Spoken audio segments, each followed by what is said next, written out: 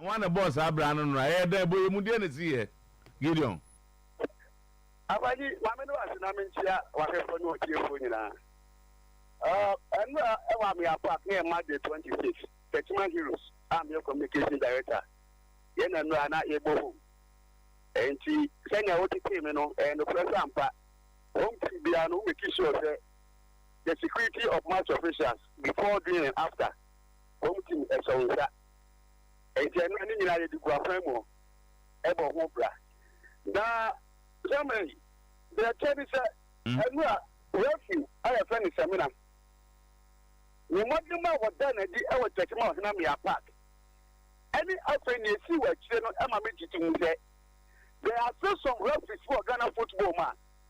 Ghana football could only be that they are more episode could do no. We play another small more say. And now Samina, yes, go. Emma Niji, what now you say, you know.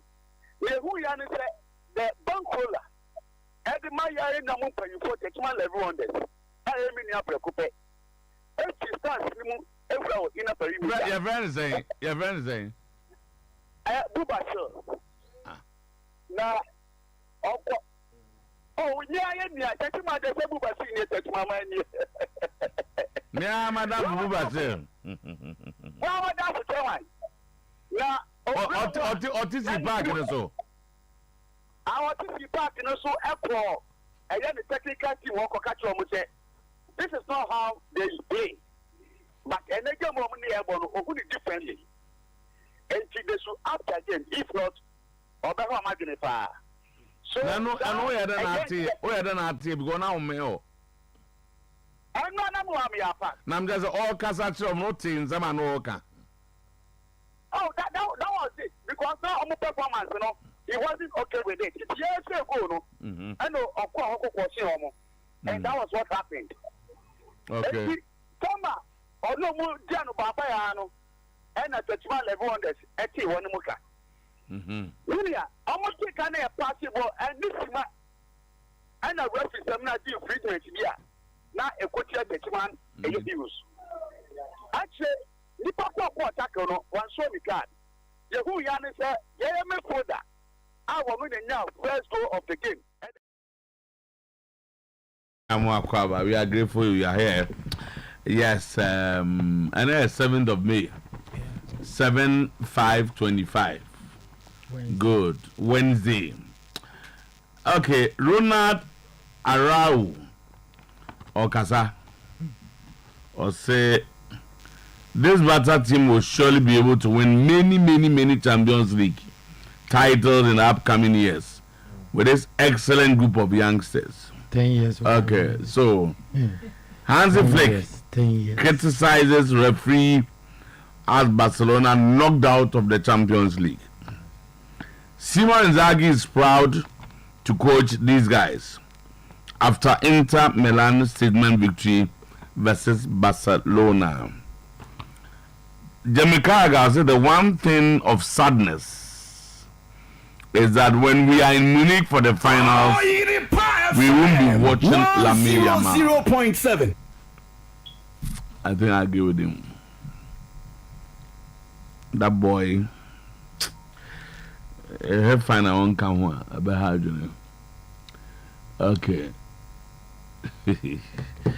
Declan Rice, or yes, name for that Mr. Rice. Jollof rice and one more rice, plain rice water. What's the rice to big occasions, and we are ready to eat again tonight.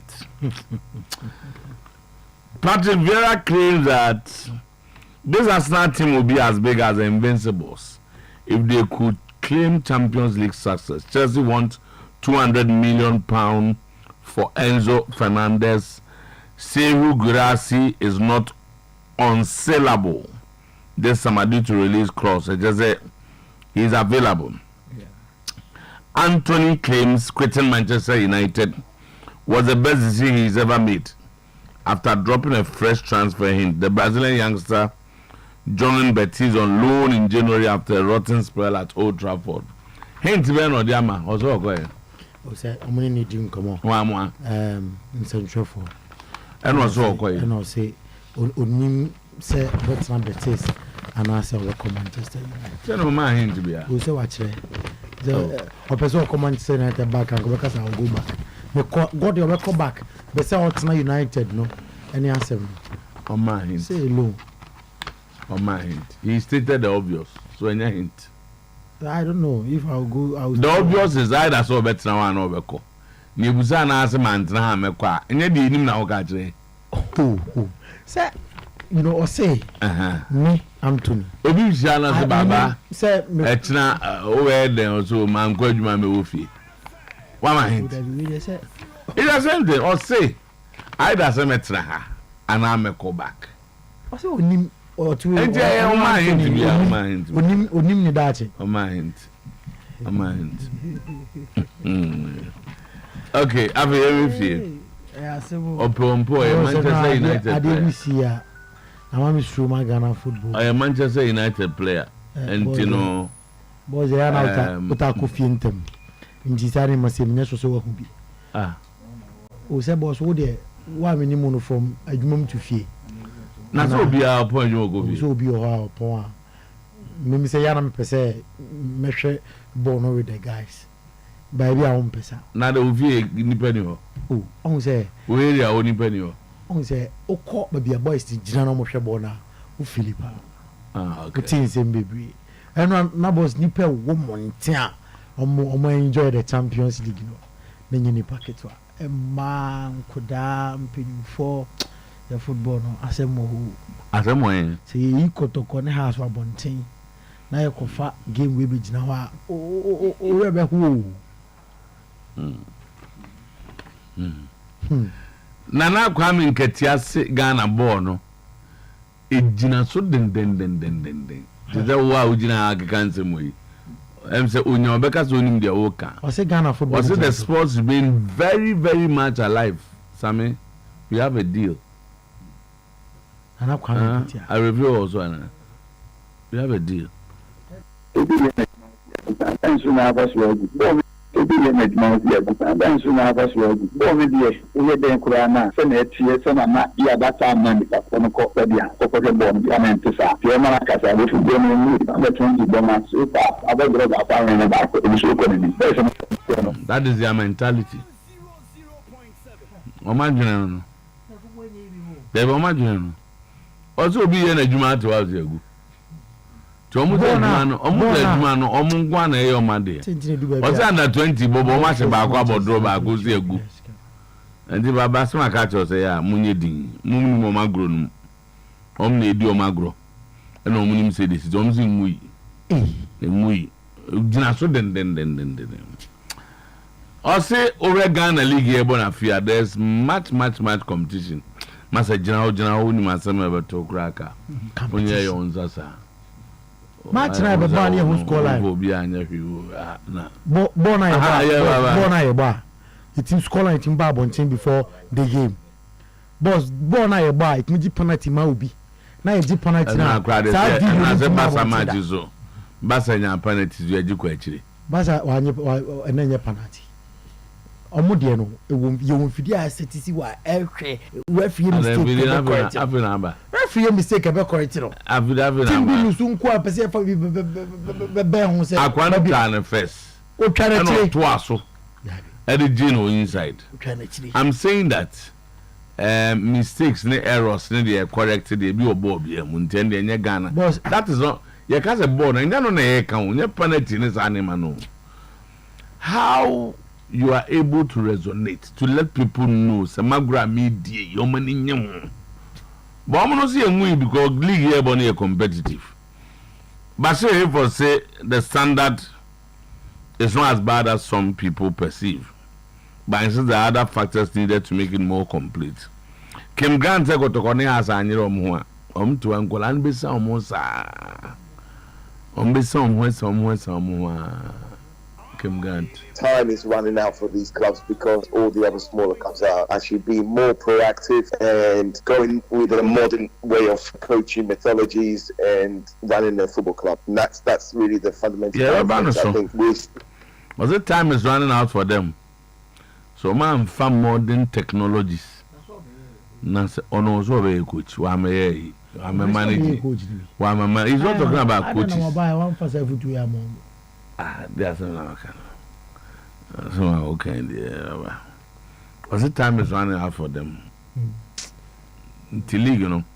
Says why enkolandi baako na kase na agi baako. Na enkolana agi omno moche. Prido bam. Ba kane no has in quite minute to us 6. Koto minute to us 4 5. Na we no me no they say why check e be. Omje baako na enkolana agi mienu. Nti no kase. Time is running out for them. One we ombeji ompanyi. Okay, obi can so so no buy there no ye. Do obe wan every man. Karala say omo pe free and fair. They want equity. League na ye bono. They want final games to be decided on merit. Karela is owned by Minister for Education Haruna Idrisu. Ona ye owner. Ona ye ka so where ona na no ko parliament say DF for jiska no madi. FIFA skaba no madi omo vanya we emo teams no. Ene omo say they want fairness. League na se na yedru no. Jiri gogo. Omo hwe no omo nye bibia kama. All right, bagwaku ha or the same kakra betuja ABA ba. Owia me wa dance difa Amen Scientific Hospital. ABA ba na mu Bosome Frehu Rural Bank Limited. Grow fine.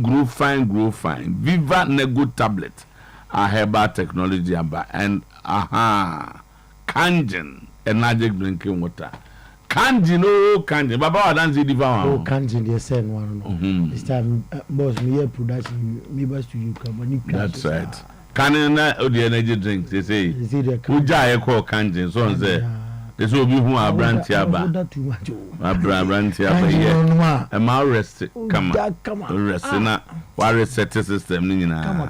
I just say man binu na akwala no. Onye come. Well go. Bragwaku wa binche obi a o de tie no 5 minutes. Tie ade basa. Say oba na nkura bi to nyum ase o. Ami jare nchen. Na nkura to nyum say Adia Madrid and Timianya Intabaya ya beyo Simeone Zagi yenyu ni brebeko ewe chire ya obitimuwa sanete bago nyare yanko afiche ko ya befa so ayeye ni na omom ye yi so ayeye so ho neti ABA Herbal Dati Yenka ene anope na ABA Herbal Clinic onyati yenka pe yeba bedi eni ho nkomo etanse wani die eno ne usuman wani ena wokania wani ena wopono nti na dani de nyina make sure se wani na eye wo ya no mesere wa tutumika na bepie mu ABA Herbal Clinic na pe ano edro esanse wan pe ano edro nne na se sadia nyankopon sifa bo eni no eni bua na ye lens na edemu ne hyepe enya ade a ubehu ade bie mu wani ne bedum na rebe ho na nya nko na beka wo na emom no eye ade a ebusu nyina nso rebe ho ABA Herbal Clinic se obepie mu ye na so ya ye mfa sekan enkan ye nya surgery bia sanso ena ye ma hwe se fakos so wani ne so ABA Herbal Clinic so obanso a ye ma ahwehwe ne we bia ye ma glasses eye indubna aban inkohini ni abna ena ye yam ne te se esam ena ye de ma na de akwakofra aduane editie mese ye ndro ne ye mfa nso eni so ye ma tablet bia se komnem ne wo ho no mada bi eye indubna ni amba ya yam ne te se esam powder ena ye de ma na de kwa akofra aduane esanse ye gidi se eni yade ye ntini mu yade eni yade eye kire mu yade enti wo hia de be ko ntini ne so wo hia de be ko tire ni mu na yesu adwuma ama onso oho etimi ato je numbers no na first see a 0541 56 5199 0541 56 5199 and I say 050 281 2161 2061 050 281 2161 na waba madi afre ABA Herbal Clinic na ne ya atwetwe enkomo ya kwada so adwenase dwanechi pe ne ebutu kwada so adwenase dwanechi pe na yebutu mesrawo yeni ohwimase sanso ne yeni kwada so bola ho yeni kwada so dwem dabi ya kwada so adwenase dwem na yebutu kwada so adwenase dwanechi pe na yebutu uduru wala ma be wo 3D works no kama se bobo ho ABA Herbal Clinic Software Town Phony ebo ho bema tuntum a waye rasta etubon se ni mfoni ewo ohonom na wo ba uduru dwani mu abiso obi a sa ope eye baby a ABA Herbal Clinic wa ana software rasta de sa eni yade no obi anso ebe kyerɛw domahinkro mu amo bunu mantem no mesra mo domahinkro so ye ben apie kubi coastal no domahinkro ye ben apie kubi coastal Tuesday market ono ma bebia Ebenezer Preparatory School wono ohonom na yebutu eyade a enne ene ochena hyiayen ewo eye ahafo gos ya tenase ewo ahafo gos eye Genesis FM premises wono ma na bebia ne nso yewo adehye FM bibia ni adehye FM premises wono ma obehu yen ewo honom eni yade bia ha o mesho se ye glaucoma enne glaucoma ne cataract chese o mepagya wa beti ewo amanfo eni so a enya asem ketwa esanso o mehu se obi wono ma nani hyase se eye ne ya na wafa ne normal ebedu echiro no se obebi eduru ni de nya de be because wakọ ema yaka kire se glaucoma de anu ni eduru glaucoma mese yewo intini bi da tire ni mu eno na ma dwene ni ani di nkita ho science ni ye friend optic nerve eno your pressure be your friend IOP pressure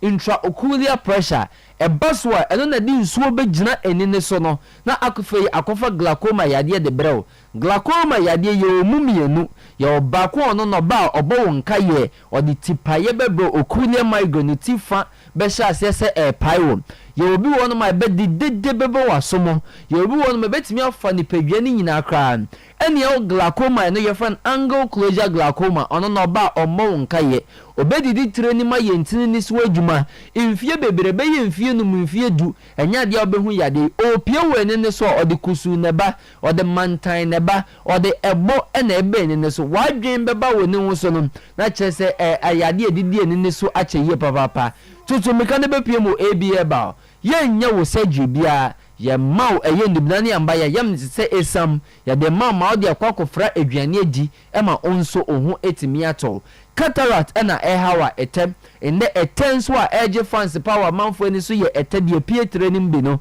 eno tutimi ko na doctor kra ma wo mfia ma wo na se twen na de pie weni na chi no nye hu ye o twen ma na tere ma na ye kese na waye ne surgery na mum no ye bibi wonu ma ye fan after cataract and na sign beba etene wo tire ni mu enti de wo tire ni se asin tu ya edua no untu ni anase ni ntini na utwa so a esan be fifi biem sa na cataract yade no etere sa na ete no etie tutumika na be piem ABA Herbal Clinic na ye ntu ase enso mfama wo numbers ni nie 0541 56 5199 0541 56 5199 anase 050 281 2161 050 281 2161 wabo madi afre na oni ABA Herbal Clinic atwetwe enkomo mesraw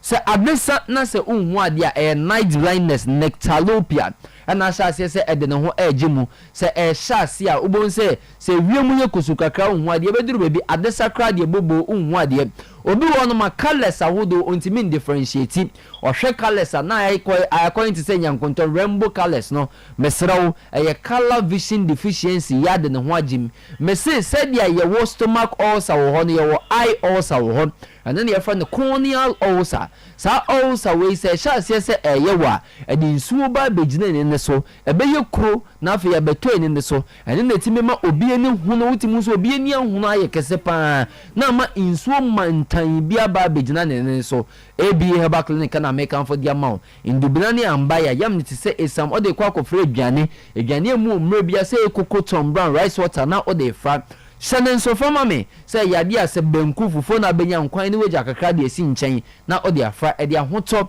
enso e na ebebro Mesero so what diabetes and hypertension na meso diabetes na hypertension na betena ni padwe ni mu a etimi kokosai ene no to benya yade e fra no diabetic retinopathy or hypertension so our hypertensive retinopathy sa yade we say ne tie eno na be ma fluctuating vision o mo say wani no vision ne ba na ateko eba na ateko tie be ye o say wani ne ye dabi se bobo ba be hia obone ni pre san ne wani no ebe ye wo eba na ateko na de dada enso e wo no mo chichimikem ne be pie mo AB Herbal Clinic na yentu ase enso emfama wo mesrew obi wo honom so or double vision or diplopia so or hwade a ase infoni na ye ne mienu ye monocular diplopia e wo honom ene o binocular diplopia obi honom a enani ba akopɛ na kyerɛ sɛ ahya ase ene ma ne vision mienu no obi honom a enani mienu ni nyinaa na kyerɛ sɛ o hwade a kyerɛ sɛ de akoye mienu nipa na o hwɛ na nipa ne ba akoye bele wo nkyɛn ba akoye bele wo nkyɛn tutumika na be pie mo ABA Herbal Clinic na yentu ase enso enfama numbers ni nie 0541 56 51 99 0541 56 51 99 and that's 050 281 2161 050 281 2161 Mesro Ebi enye ni yade nkwa na yesa anansen yadansidie be mo HIV yade esanse miankasa na minim se HIV dia anu ni eduro nemom sofo atab adin dubnani ama ena wayam ti se esamode mo na de akwa yeti yanom miankasa meni ehu bi ma mi bi oba ye na ebi wone so insansan na egu nani die na nyine yie papa nemom osan ba ye ne nsan ni nyina hyem wako hospital yakoye ne check up sawodo ya ne test awodo ma doctor akere mu se improvement aba no ono doctor ni mukra esan eye ne nwanwa tutumika na be pie mo AB Herbal Clinic e ma ye mfa mbo hutu ana mo otefa akwa ote wade so empanyefo kan ye so ton wo yade a na wunya no edro enti na AB Herbal ya badia ma say diabetes say hypertension ye stroke cardiac to challenge 21 good days na watwe miensa ye de edro ni kan obon sa ho de fufuro bi kra abo e de erao shanensma me say mema na muntime mbo adwuma wo mpem no ye ma obi na de akokofra ko bensu anom sanso na ye ma onwia na wankasa wakwa no anom na ma onso ohu etimi ato udi siesie hu enye wo ne obehia nkwa na ye fa ebia ye mampa wanda bi na wo mudi siesie hu e wo se ntini ni die frusane ntini ni moja ni die frusane na ntini mu nso biebie na onso ohu to e ma no infections awudi wonyina so no eye ade a ye beku no e de ma numbers ni ni eye 0541 56 51 99 0541 56 51 99 and I say 050 281 2161 050 281 2161 ABA Herbal oba mesra yenhyehyɛ ye kitwa bi oba yenka de 50 Ghana cedis okoso fo wono ma obehwew yade bi ha obi obecharge oba so oba beboa o se chemu miensa netua baako amfo na kyerɛ ne nto aso nti no okwa wankasa eduro no na esan ede wo beba ABA Herbal na magye so se nyamensa wo mu ampa enti anopay eyena ABA Herbal Center C na enyina so emu kwaba biem na yema special good morning yenkai wo se emrasa so anopay se ye konko funkro so na ensemo a edi adencheche and somewhere and pay a boom from pa on ko funkro so ya the hunsem ato anim nsem no doso and na anopay nemom de disafata sa wohwe na wotie na yade emma wo kitikiti mam polibi na ewoma akansuo yanom akambuno pa anopay ya to ebo asiatere no na ya confirm emununu nyina edi ama wo live on Facebook Oyerepa live Oyerepa radio on Facebook Oyerepa live Oyerepa radio on Facebook emfansida ema adwumaku a amsomasene ene anopay na yade enkofun krosun semno eda wa Hisense refrigerator promo eba na wiye on the 8th day of May 2025 enti abusua ene de ewosem baby a wo bia ko Hisense showroom ho na koji omo fridges ni bi essence a promo enti ebonom wate so say who na open double door open the door no aya mako enai Hisense na ede ema wo open double door afem open single one efa Hisense edumo ede ama abusua from 0302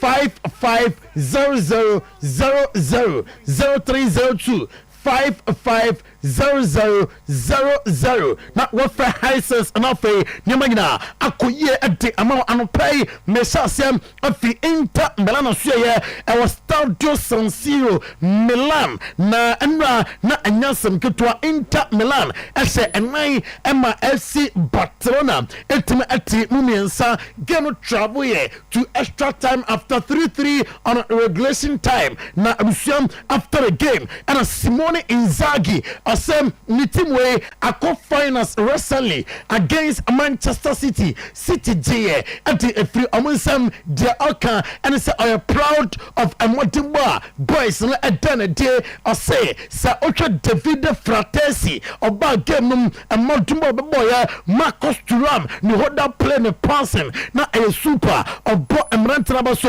with Amotimba amdana dia amfa celebrations nsi na fam concentration no nina entime enko nyankopon bo weekend game ambobo so ene yansem Simone Inzaghi ati atutwa ena no pay owie ya ose de atosume no ababo Barca team na ba so ose no kraniem enra eduba bi in the game Inter Sofia ose moments bebre ena eba game no na officer moments ram amodera amotekini ye Federico Di Marco right winger ose this time ocha adena enra esia awo Milan na echem ateriasing na se Inter afi UEFA Champions League ni omodia o se opo game ati etiam FC Barcelona na omo LDU kakrabi na game na bonawie ya na se utimi benyansa equalizer to so etimi qualifier na se omotimbom na osoro o se asidane bi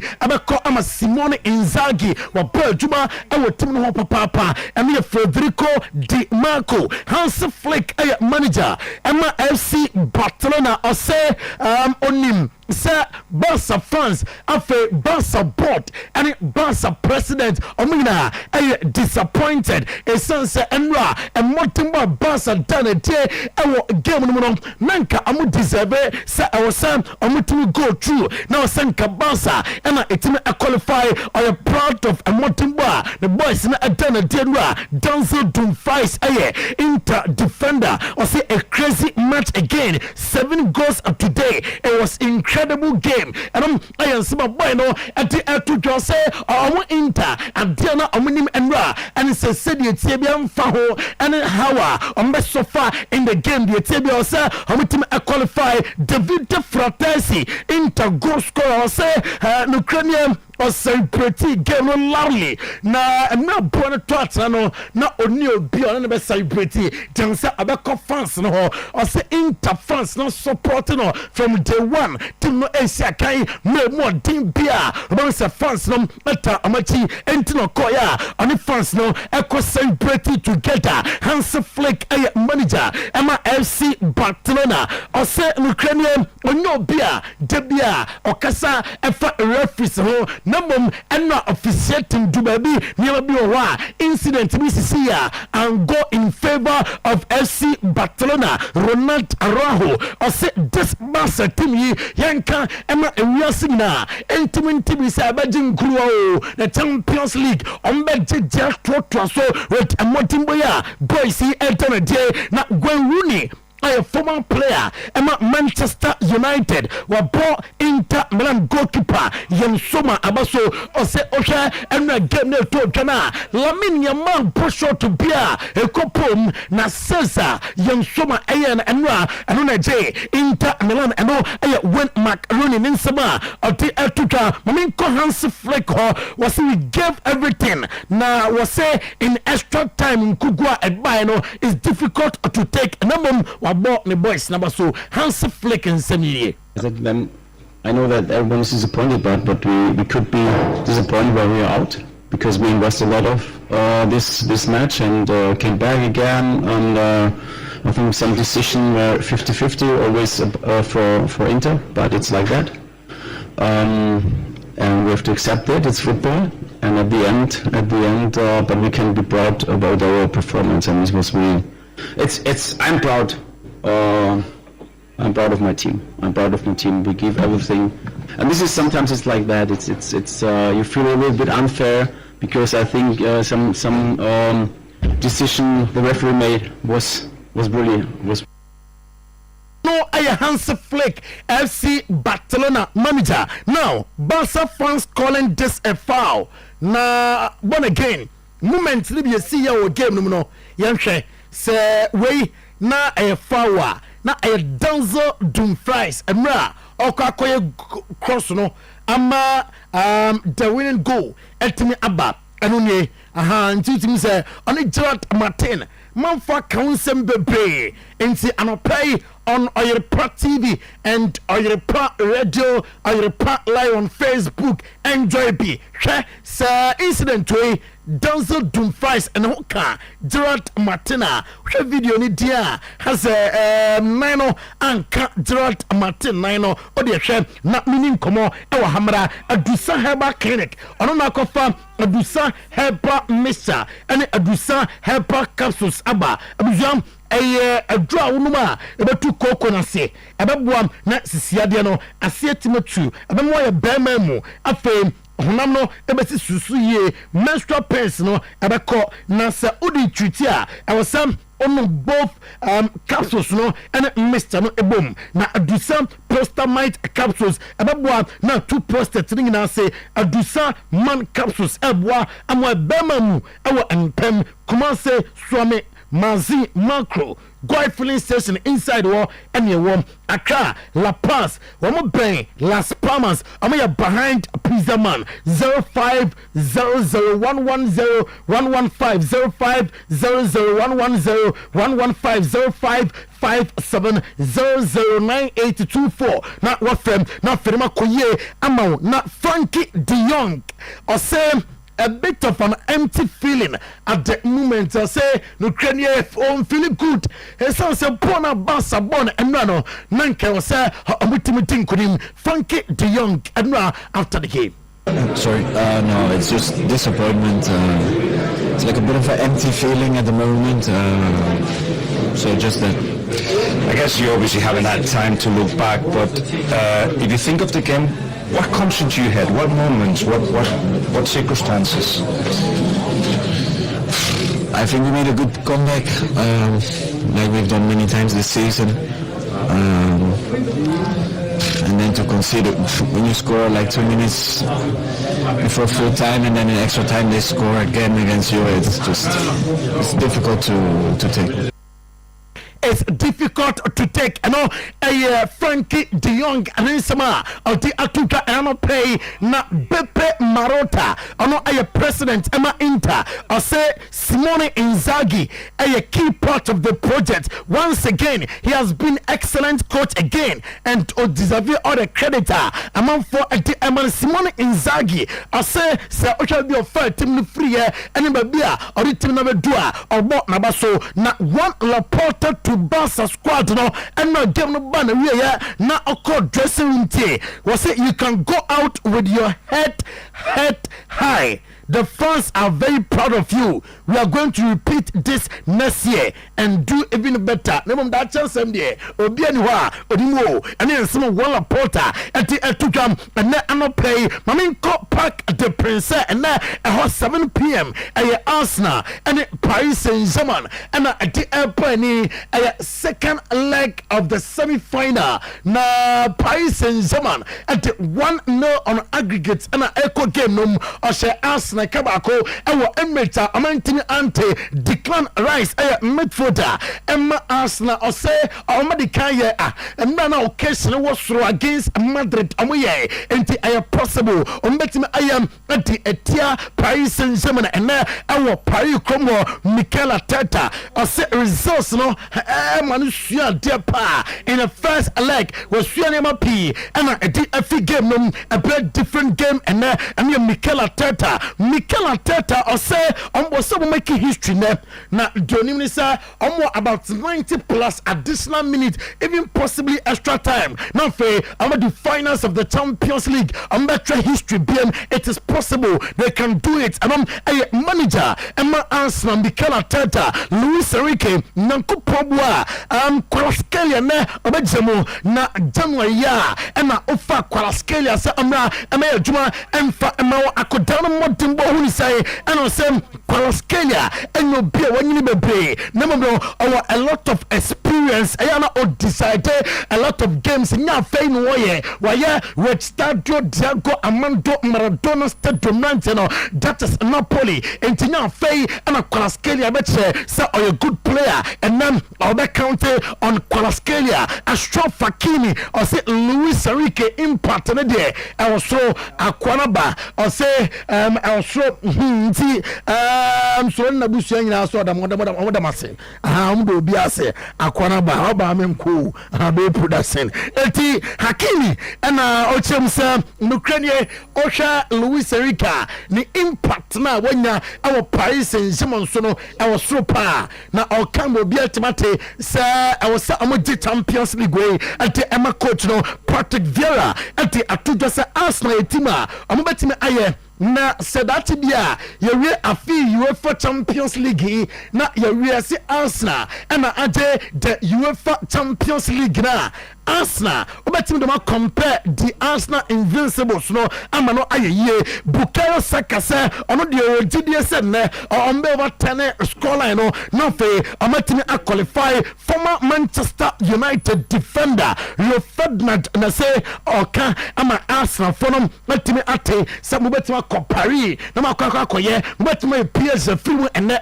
na se moko Madrid ko se Madrid 2-1 Santiago Bernabeu nti why not Park the Prince and Yansima Bukayo Saka Rio Ferdinand editu anim and anopay winning trophies is being in the right moment in right place. Mikel Arteta ahead of Paris Saint-Germain game no or in semi at Atujayen say Mikel Arteta or the boys now ready they must make a history and now our Park at the Prince Paris.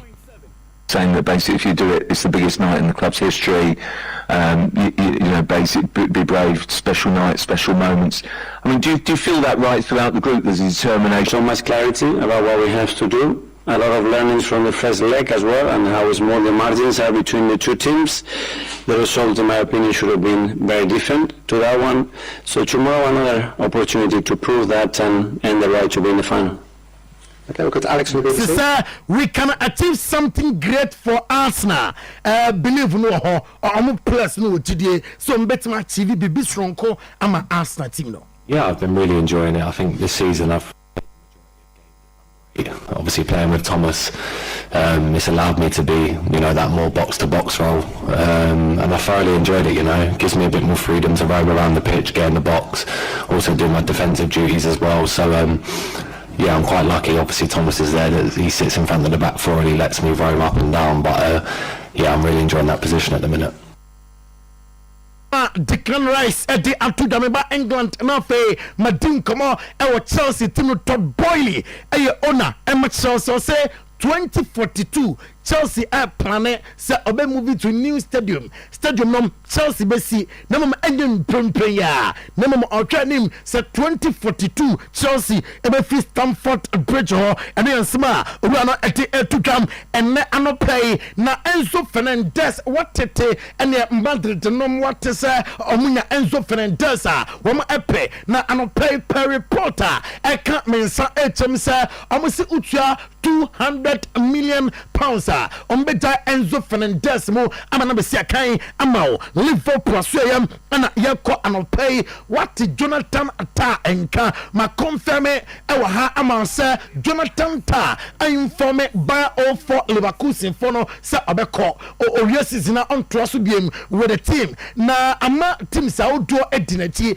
namely Madrid nom Bayern Munich nom na lectures and say Liverpool consider Jonathan ta Ibrahima Konate duba bia epra ena me catch the jara kwansa no likely say obetime akọ internal reporter eno todam enne anopay Benjamin Sesko they may teach him say Leipzig for na crowd so ambetono number 100% say nyankopon wa 2025-2026 Benjamin Sesko obefitim nom Dortmund for say with release closer eda sehu girasi sunti amuntimin kasa amuntono say timbi krado say 70 million euros obetua sehu girasi ebetimi asiakan amba Anthony said decision say ofi Manchester United akobo loan ama Roberts no a best ever decision as a player one attack your sister or player bia na ni jinkwa among the best enti anopay yeba jeso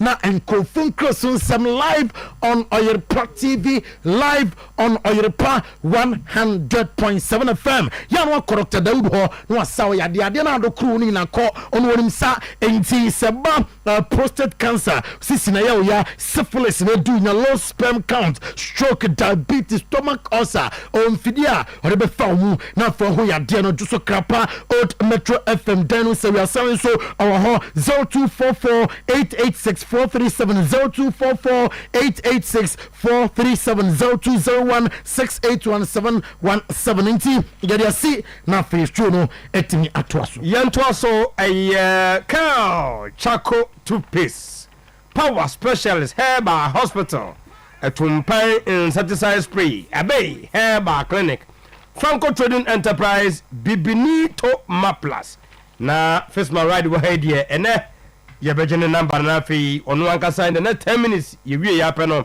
waba abedi ho enkomo enu nti momode na fi momfama so enfami ye nsaka Chaco toothpaste ne de ye nko agina nsa ne abua ne nyina no ene se owura fi ho kura no a fra na na busa no kwani atete no ne fa so atwitwi yesye body 3 bi kura ni body 3 body no de chamfimfin yetwa ni aboro ne de bidie de afra na de atwo sisu se ya dwedwo twa bonza yes woni agye hu se ya abawie na akofa hwehwe o se fita eno ena Samawa company akofa ka Chaco toothpaste e de abasada bi yanko tetebire ne mu na me yese pai fita ya wie ne ya kasa gobi so ya na suro nim sansen kanwa efrim eba no eye kama konkone na bia ngo yesha wusim se de be ya abusua ene so be ya discondre bia na wowie no na yuse no Africa kam hyane nso se uram e wo sha more provision shop bia mu a ya no aka se din de eye ka Chaco toothpaste no na ze sei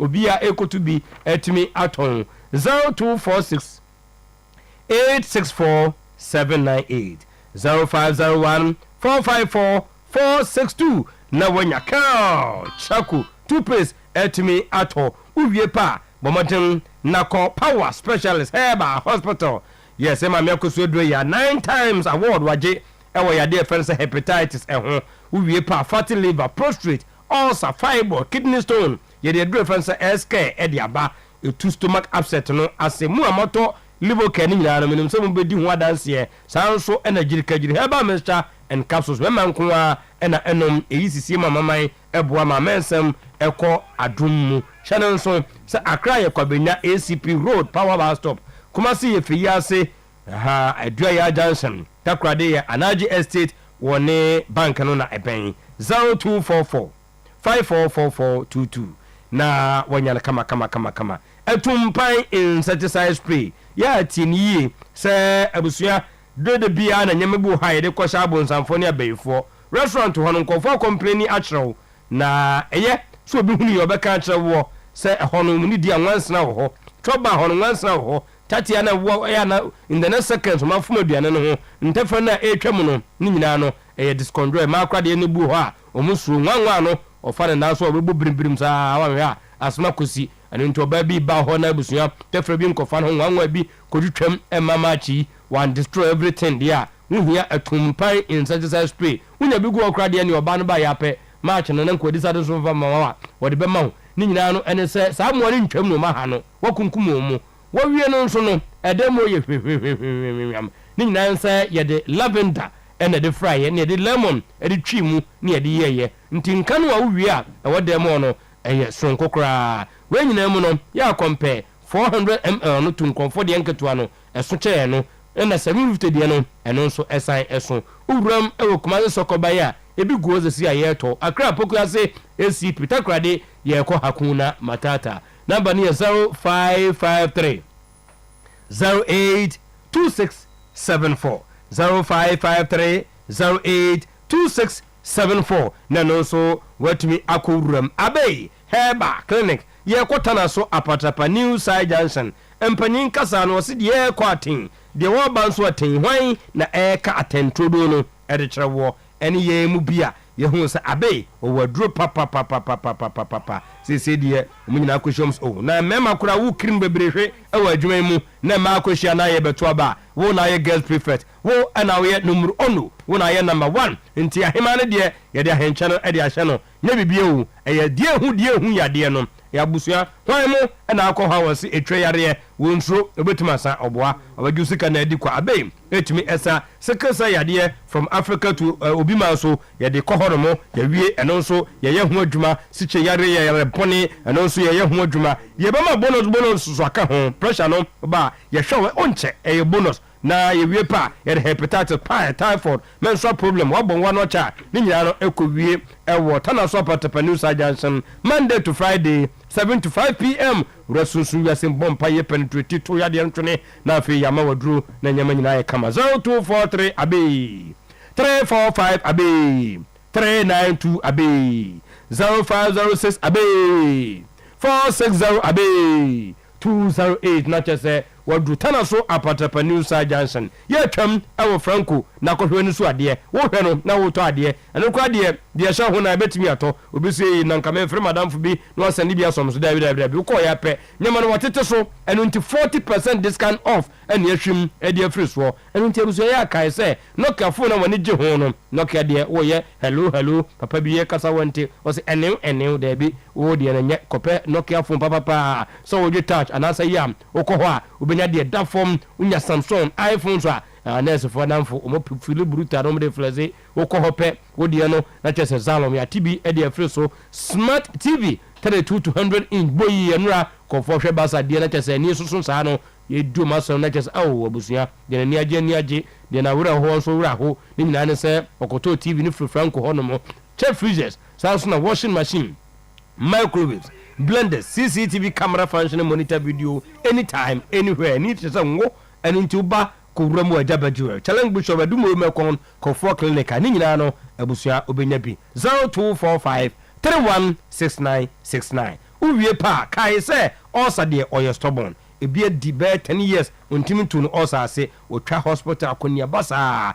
na me ayodom na ye de bibini to ma plus e dia ba abusua de obeye ne se wo be shase anu minim se mo no osafo de di abuei wa ne di abuei nanso we de ye miewani na de heavy kakra ebinya kogu ni padua no mu wie na wo de ne ka cho say gastric ulcer duodenal esophageal ulcer wo de ne peptic stomach pains stomach gas indigestion kan nyina bom wo se tem ne strong wa wo ba no kotua ketua bi bo hu sa tu yade no asena fe abusua ona wo sen no na afi ne ya chiriwe da bi eye 0558 055894 0541 337 816 ebra wura ashtown the Beta Pharmacy promise eba o konkran so kashi the Beta Pharmacy shaho ebi a to bia no wo si bibini to ma plus eno enenia wo hia ye be kwa kodi nkomo e wo first man ride na me de o number no eba abemaw maka cho say we no bom na me adumu a ye nia ba Ezekiel ye ne wo fie ha ye say ye NSS aha we no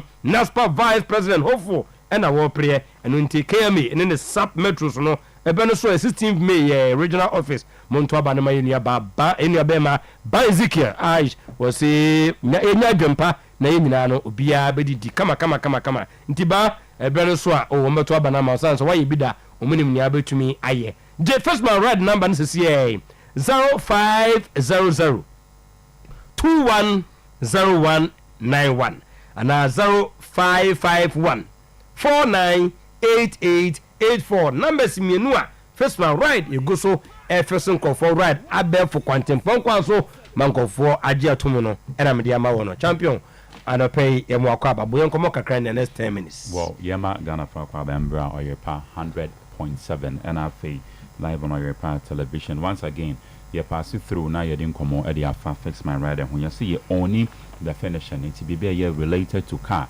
And I think our general service and so the best place I was what do we need and so I share a fix my ride. And I'm say Bibia KGD say a car general service in one my within Ghana Ashanti region baby yen any number one into your number so active said a mini another two jano once about the good screen so no as se one who can say abre abefre na when yen and sweat to me abon komo anyam me answer call no nti mentwen kasa mama kasa abie answer or friend penny for akwancha for penny no ene wo ebe kasa abefre on 0500 210 191 and I face 055 149 8884 now when yen edin komo kumase ye wa hojo runabout in between Gridco and I face Georgia Hotel and I think so incline so ye wo odoko Canadian Highway Street no so the answer be fan numbers no said about Queens and now ni and edin komo baby sa say edebe nti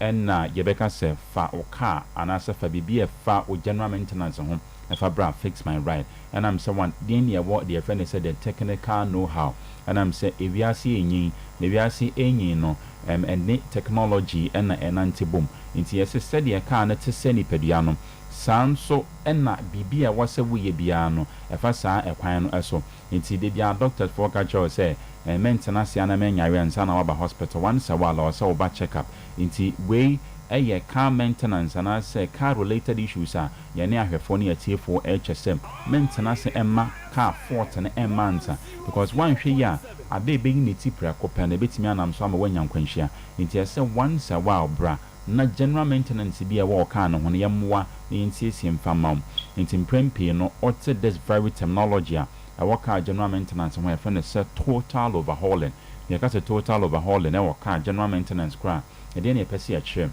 the person can na say fa car ne bra na ene yen assemble part na say disassemble part no ne enfengu honom ne enfie hu say sa part we enye ekoso hye car ne ma ebetimi anam so ama wanya de friend say car kwanhia nti person be compromising on your safety nti asebra na sa total overhaul ne yenye fama so ye commercial driver and asempo private driver and question is say ebrebe nkra ne twatwa we ya sa total overhaul no otutu part ni nyina gu ana asempo wa assess o car ne hu se we hye yi we asay nti asesa nimde no ye na ye wo fa car no fabra ye na se honom sansa na afi accident cars nyina at a cost and at a price either from ye boa na once wetimi asisi nti bia we import car no de afiama no ne na odi aba Ghana car no enya accident dada yesi ye boa na yesiese na foforo na ba be ye monokra te se de wato na foforo sanso na afi de wato no Ghana hanum se enya accident no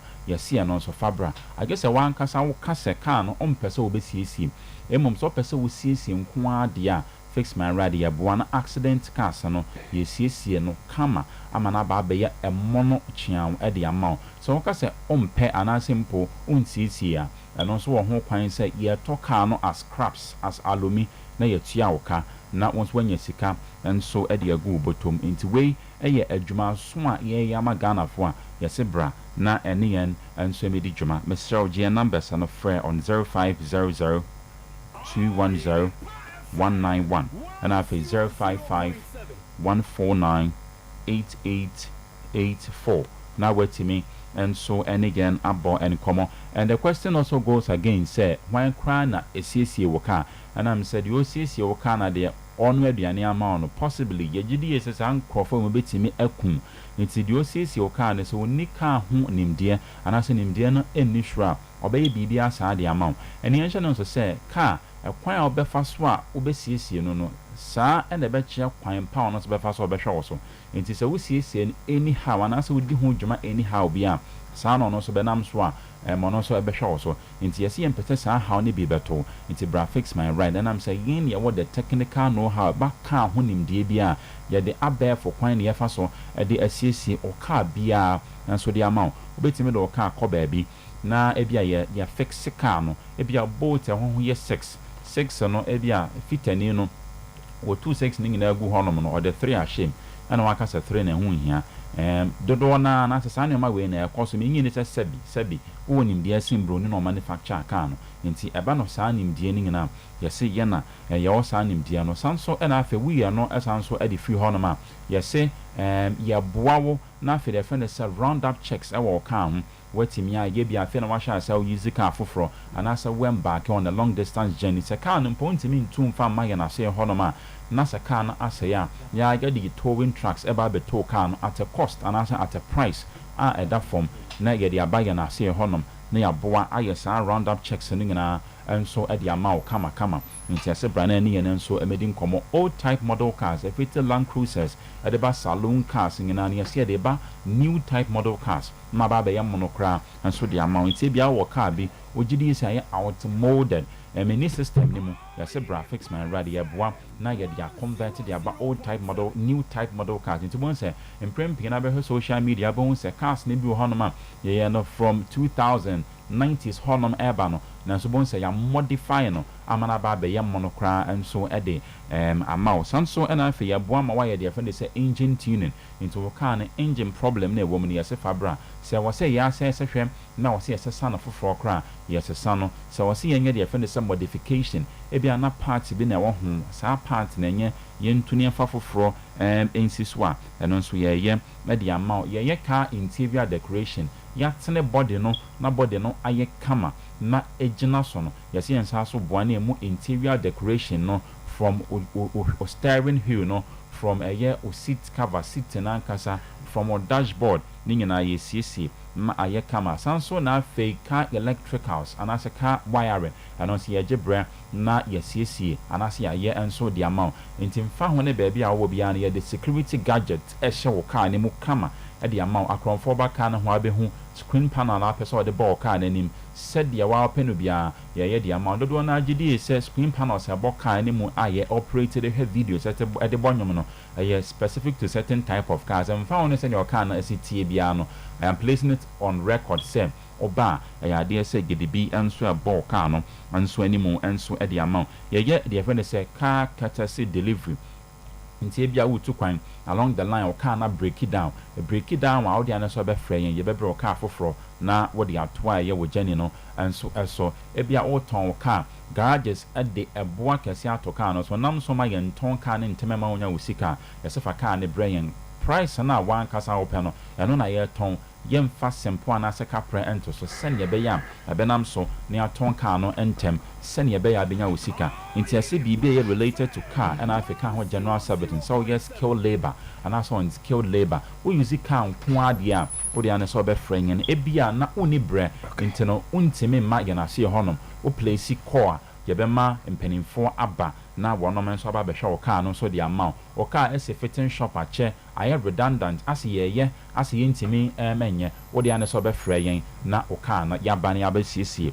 e de amount ye numbers na free on 0500 210 191 and I face 055 149 8884 BBA ye related to car and I think who general service in Sebra and in medium commo yet the modern form of digitalization in Fidi Sicano so a detective 40 be a worker and Muyam boy Timonia yes car brand the bank from Toyota from Lincoln from car brand bia Fabra heavy duty trucks, incisable from saloon cars to 4x4. What the say ordin maintenance and one, and as ordin BBA related to car general service and one, and ordin fix my ride. You see only the finish and finally G number sano any among more on 0500 0500 210 210 191 191 0500 0500 210 210 191 191 Nafi 055 055 149 149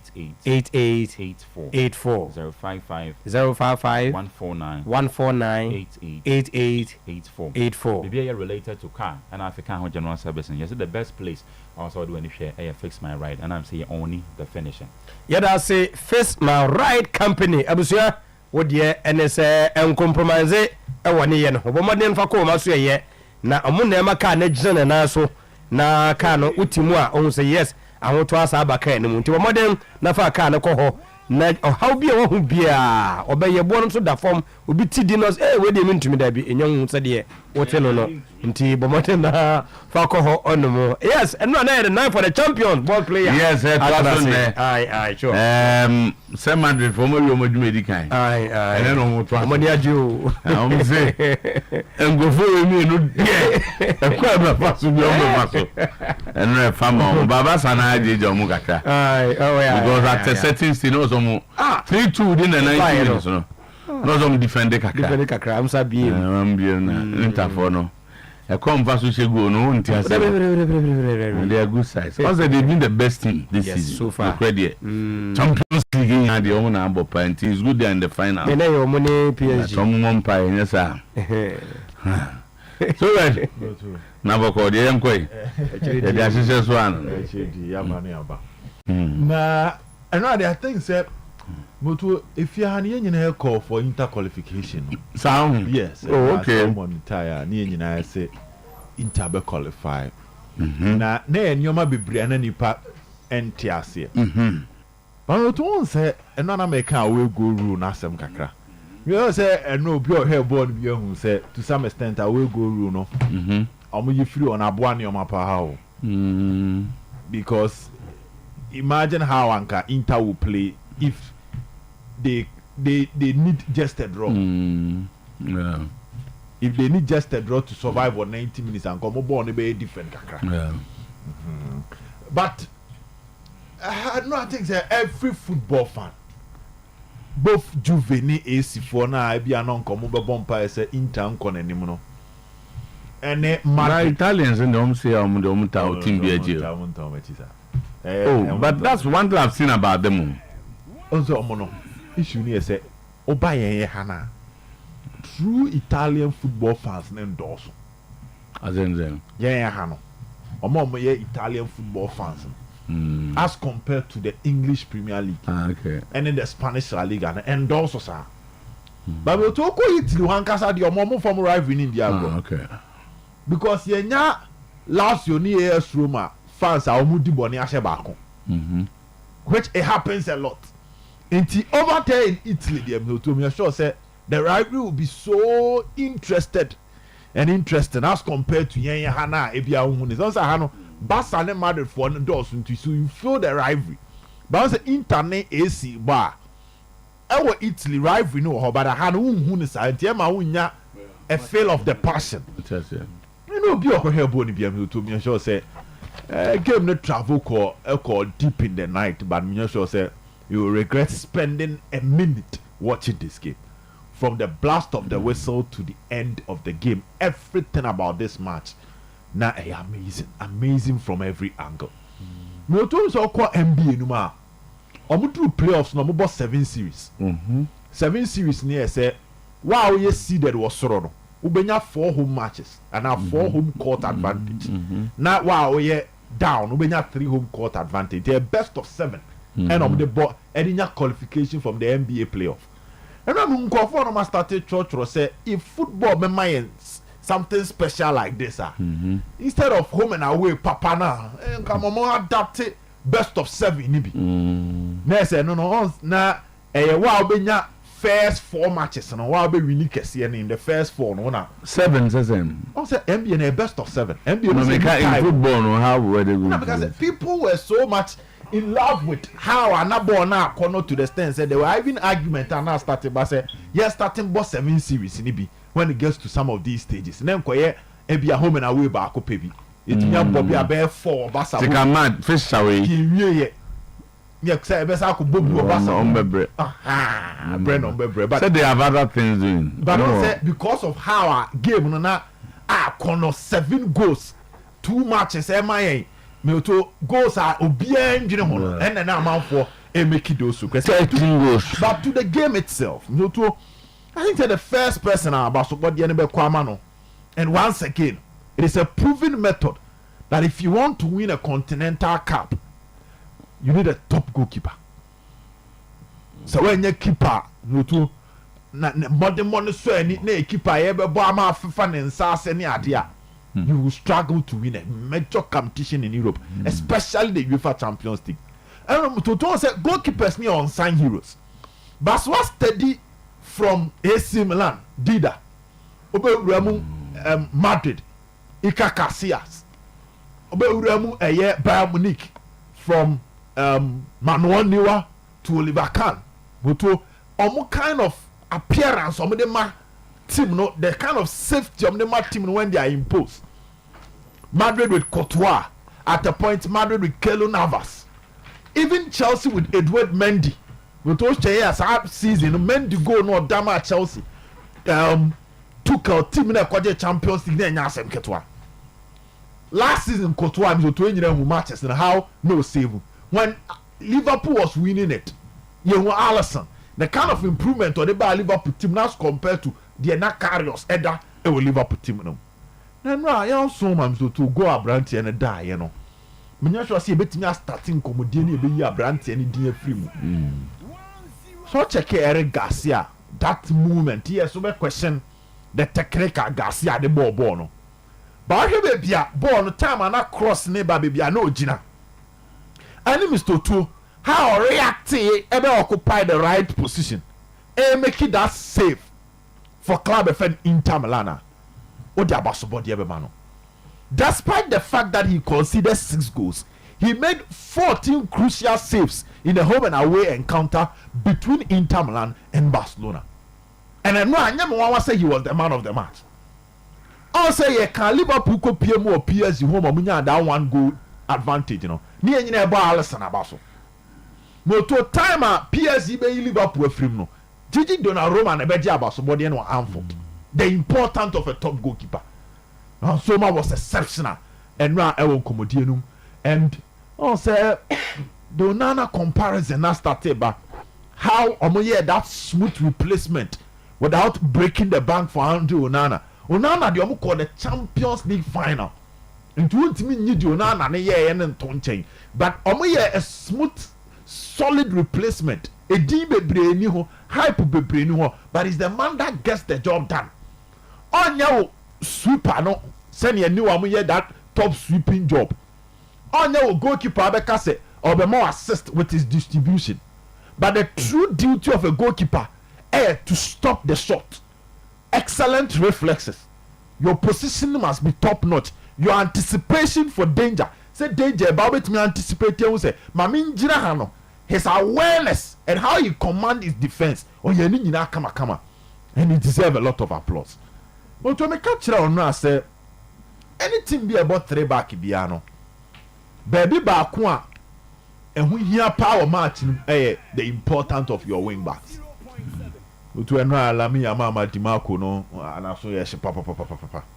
And then once again Lami Yama prove actually you say he's 17 years. Na say consistency be adwuma on the ball no. Na how I expect so be grow ni be ba. He's the man to replace Lionel Messi without any form of doubt.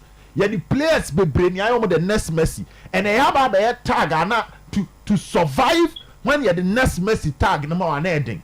That's the time Maradona moko you know.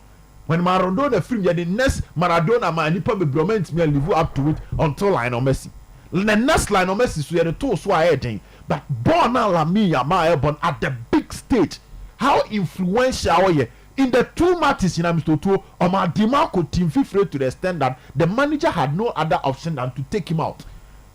And Inter Milan had to plan plan in such a way that Lami Yama Nyaboa, even when a Dimarco or Gaston Ponebona, he needed another player to support him to create a 2 versus 1 situation to prevent that young boy from doing damage. Okay. Young boy and Abaso. But Denzel Dumfries, no, one side of the wing back on the slow, no, the other side was exceptional in these 2 matches, providing or being involved in 5 goals on this particular fixture. Yambona Basu Hawa, oh pretty or right side, and it was just interesting. Now, so to can't win in area, no. We need to talk about the manager. Who said no? A bra Basa Time 3-2 no. Yenya Inter supporters ni bi am to omo pie free park no so ana omo ko. Before Achebi eba be she go no. Excellent story when it comes to Achebi. To a player about 37 years. Defender about the ma coaches bebre wiase a one here starting 20 no kro nyamura. But how a coach na use no. So funny experience near the main center back. Now guided the 2 youngsters. Because when you wabobo na che into an or sniff danger, not directed baston more so that create loopholes with team. I eventually or did go ne kwako kahono na idea yesronko. But Simone Inzaghi, even when some of the fans normally lose to believe or move PFL stadium and Sana go neighbor when they try coming back, also still was now moment with remove him. After game, they 3-3 and echo extra. When those fans nip your mom will remove him. But how Inzaghi? He's changing the narrative when it comes to Italian football. Makaja said we've not seen Juve recently in the Champions League doing so wonders after Max Allegri. Edison and the squad call back-to-back final went to Mianjan. AC Milan, who are more recently in the Champions League, they are not part of the Champions League story.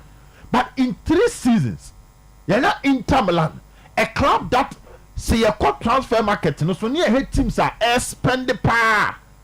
Oh, promo budget from meaningful business, football business, only Inter Milan become. But here we have a manager. You to a video on that screen is no more PN on person. But here we have a manager that is properly managing the squad, getting the best out of players. Most coaches will push them away. This is serious. And then you saw the tactical flexibility when the game. He gives you a combination of everything you will love about top managers. A bit of Pep Guardiola, a bit of Antonio Conte, a bit of Jose, a bit of Carlo Ancelotti. Because all excellent man management. Oko Inter Milan you to yente da. So any player be any asem. Oh Inter Milan into Kobiesi only player be them only players no. Aye players listen. We are unhappy with how he manages us. We are unhappy with his training. Excellent management and also game management. This is a top manager, so too. I think, sir. Okay. And no, with me as a narrative, no. Okay. Or now, excellent transition, attacking football, mukakra, ultra defending, mukakra, pressing, mukakra, blocking, mukakra, and everything about the game. Yambona Basso, Bassa, so the memo I say they have a young team, and the key word is consistency. If I'm the necessary additions, kakra, send no maturity, kakra or mutim numa. How coach your friend Hansi Flick are starting on. There's enough promise that though Barcelona since 2015 ain't the Champions League in and after 2015 Oma Basemi ni nyina so to yehu dia tomo with Liverpool, yehu dia tomo with AS Roma, and yehu dia tomo with Inter, so close but yet far away. But send your coach now starting on, you can confidently say he's the man that Sebastian beat me at the Champions League now with the right addition. No, okay. He's the man that can break the chains. And that game, we do chat too.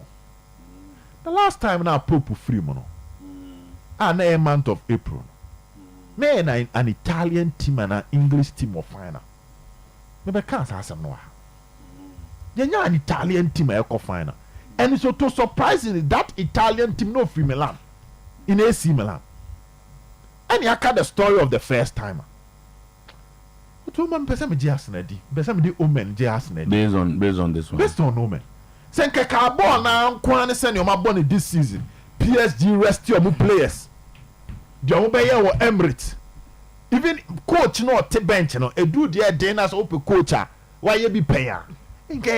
Enrique. Nene choose banana. We nana call Omen. So me person me di Omen mas. Okay. Person me di Omen. Why analysis? We use Omen. I want by analysis there this side. I'm so too. I'm still now me person me Omen. Yes, akwa ese obi a me bibia hweguna ka ade ba ko. Say nipa no say ordinary si sa ade no so na oyiri mu a. Eya na ni jemu na eden.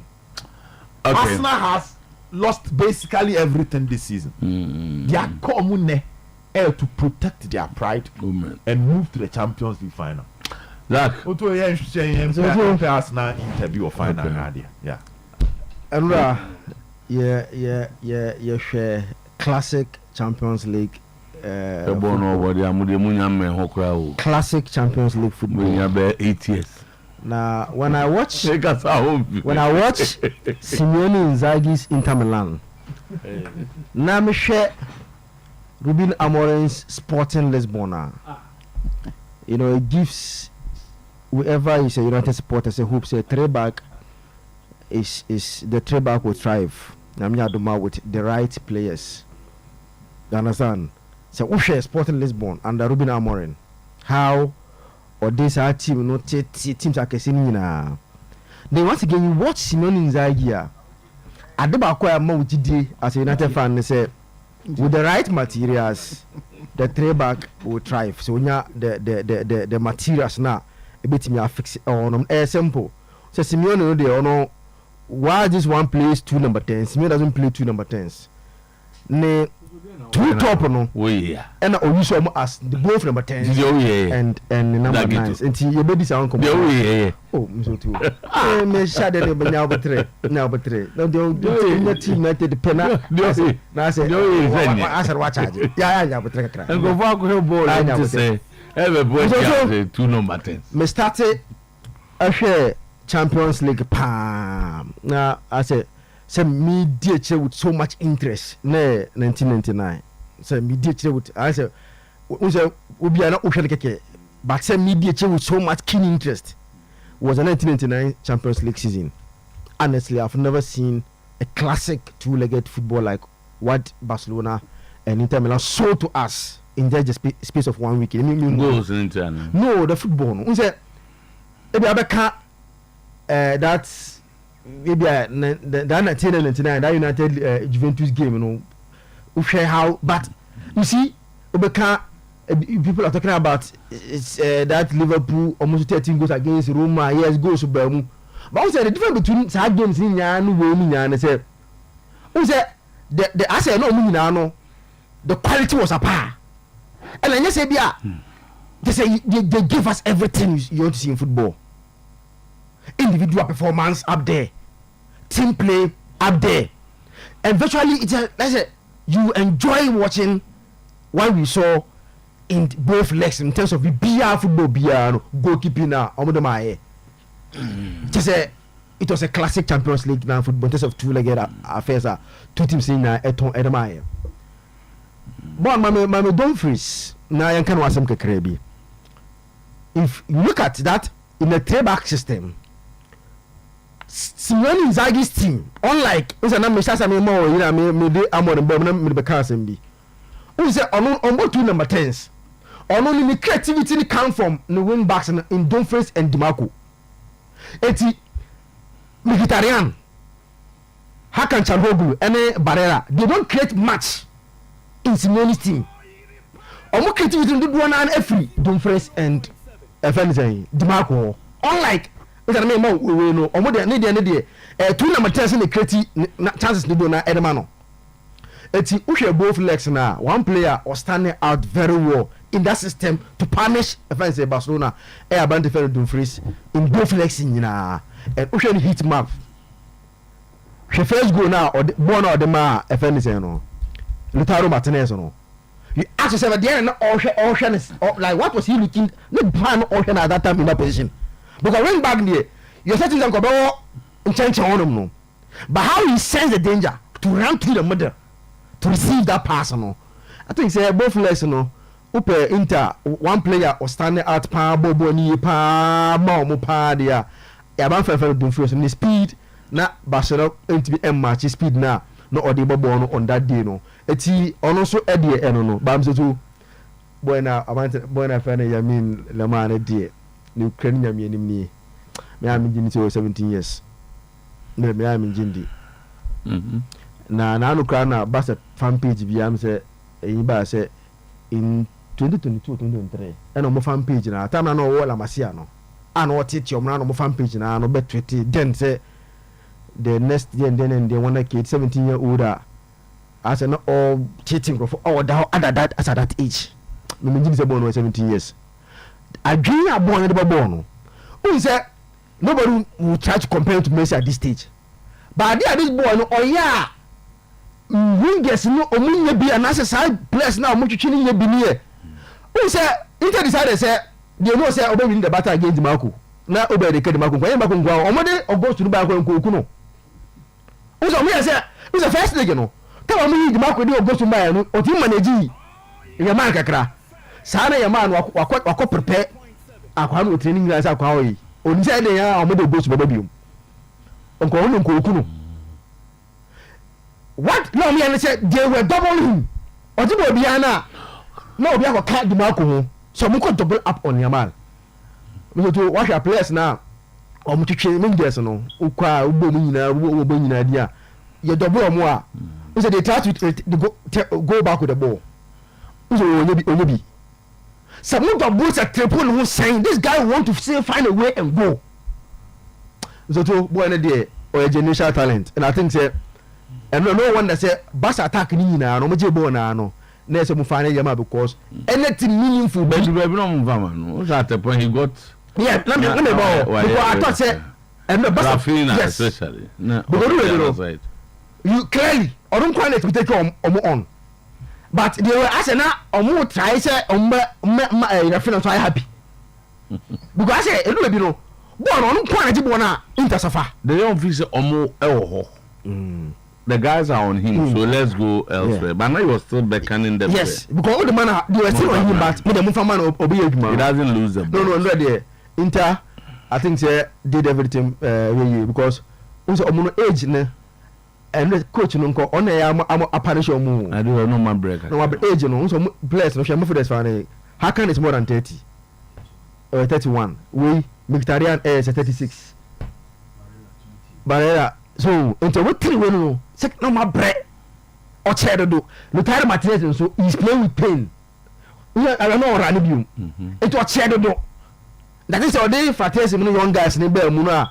You can run and play with them. Mediterranean almost with me to Americano. Okay. It's a book of cry. It's more interbasso. They will try and win. Go as a team way. A change the me of DJ and okay, yeah, actually, they do.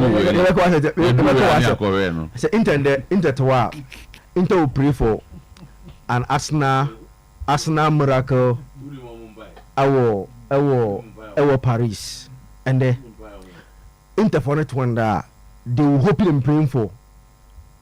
You know, they hope and praying say PSG should finish the job because say Manon enemy because now between the two teams no team and intimate na easy pa PSG say now who say Inter they don't need more chances before they score a goal.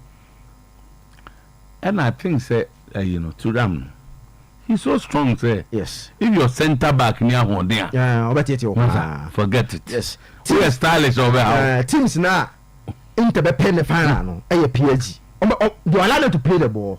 Kakena ombenya they will punish you too. But Arsenal there. But who be on go? Go ba say actually. Is when Basa moving, no team say. Yeah. Yes.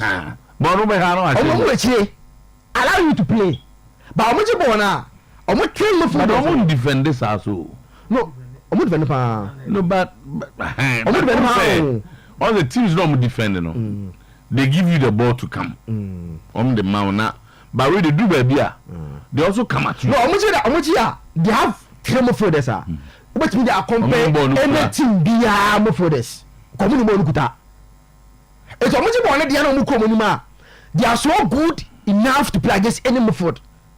But when they lose the ball, yes, lose the ball now, they all come back behind the ball and defend. So let's say okay, PSG team one thing is clear: the answer to playing PSG and beating them to be clinical. That is the answer to playing PSG. Team BNO this even when they were struggling in 2024, time almost struggling Champions League, you know. It wasn't like teams were playing better than them, but you have to be clinical. And if you go back to 2-0 now, they were playing and Arsenal were doing the scoring. Now you can't say because Arsenal were not clinical with the few chances that Omunya and punish Arsenal. Go back to their home games and the Champions League this season. Obiano with even up to 40% of the ball at Parc des Princes one more. But I think that is Luis Enrique. It's not any PSG. Because they were not playing like this. No, that's is a coach. Yes, the factor. The highest at team being our Parc des Princes Man City, 37%. Wow. That is the highest team of against them at Parc des Princes. Today, Arsenal cannot pass that 37 mark because even at home now, I'm 48% against them. Emirates. They can't go beyond that 37%. No. The some and say Bukayo must be clinical. So Trossard say Merino, say clinical. Martinelli must be clinical because Arsenal will get fewer like shots. Teams also call one of them. So look at the almost statistics. No, Girona able only 3 shots 90 minutes in against PSG. Atletico Madrid, who's a book of 2-1. Ebo only 4 shots in the entire 90 minutes. And I'm 2 goals. No. Aston Villa 1 goal almost from 3 attempts. Shot 7. Liverpool they 2 pay. And Man City ebo 9 shots. So you cannot get enough attempts on goal at Parc des Princes. And the kind of Albaniano. Honor say strikers no. Clinical in Bukayo Saka, Merino and all these guys on them no. PSG once again will get the ball and play. PSG will score. You understand? They will score. And I see us now also scoring. It was a game in Parc des Princes. But now PSG show 2. I'm Arsenal Asha 1. So PSG show 2. I'm Arsenal 1. And at the point here. Now PSG is qualified. The man who say a bit my album no. Whereby okay the point na Ateta na ote na kunya no so watching to say and mu say Kvaratskhelia enso ede the badge no as o kisi badge no o say Ateta na no we aho no te na kunya and Kvaratskhelia so as o the badge no e che no o kisi badge no enti say dem me catch am so to na onwa a che me na say o ye say nim dada we dey enim dada say na you so no how we Dibo daye nye ko bia so na bo so am ba mo say I ma ko ba the day na say abamu daye nya so they want to na abamu kan da ya sam de ade daye nya so bom yo dem tro ande sa ni na aji ama oh da na haji ama ti na mse nyoma nyina ai clean so ye bo interplayers abaso obeti o yansu ma waya ade pa go da nenura tini man of the match obeti es achebi player at a point onya cancer ball kra no ni gidi so obeti mi abobi at the age of 22 no bo Serie D at the age of 37 obebon a second Champions League final. Baby of us who she go. Hey, the defender the way then I could in a position ko shesa go no. Hey, Baxoni number of clearance our year who use the body. Nicolo Barella, Lautaro Martinez. Now crowd can to ram. Zakito so they don't freeze ababa so. Our year so influential with 2 legs no. Afeni abeka Simeone Inzaghi. Our coach is a place we. Ya kan sa anyoma we nyina wi a mezotu. There were more motesoro. Almost taking the big decisions in every company and a football club. Coach now at Hono, Ubine Fano, players no more Hono, Zutu, He will be adwene and how he wants to run his team based on the Juma Edi Ashenensa. And this our players we ba. Normally coach na be share. Na for makobo no mo de nya resource. Owa na your friend say Pepe Morata no. Zutu.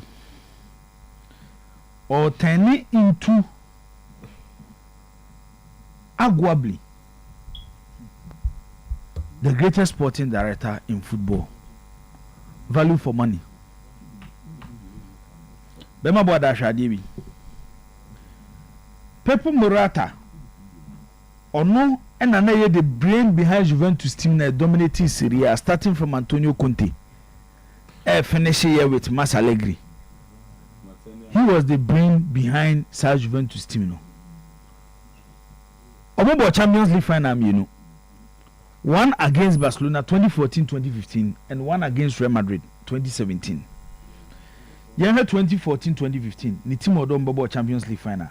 Buffon there any project. Buffon was a Luciano Moggi project and not torn from Parma. Juve back three then Neye Bazzagli, Bonucci and Chiellini. Chiellini a Juve academy product. Bazzagli was a free agent from Wolfsburg. Bonucci was a swap from Inter Milan. The wingbacks. Stefan Lichtsteiner. Omoto on 4 million euros from XX Lazio. Evra, free agent from Manchester United. Andrea Pirlo, free agent AC Milan. Marquinhos, youth product. Paul Pogba, free. Vidal, 13 million from Bayer Leverkusen. Morata, 15 million from Real Madrid. And Real Madrid, a resale, then Carlos Tevez, 10 million euros. It's the offer team now build a Juventus Eco Boss our Champions League final in 2014-2015 now. Orano and spend more than 50 million euros on that team. But Tom Kobo Champions League final. 2 years after, or the Buffon, the BBC, Bazzagli, Bonucci, Chiellini again into a Champions League final against Real Madrid. Alexandro from FC Porto, 22 million euros. Daniel Alves, free agent. Sami Khedira, free. Pjanic, 32 million euros. Marquinhos, youth team player. Then the front line of Mandzukic, Dybala, Zoto, Omuto Dybala, 22 million euros from Palermo. Mandzukic, Omuto, 17 million from Club FNC Bayern Munich. This was the team where they bought the Champions League final against Real Madrid. Yenshe Inter team ne ball enrano. Soma Mizoto 6 million euros after selling Onana for over 40 million to Manchester United.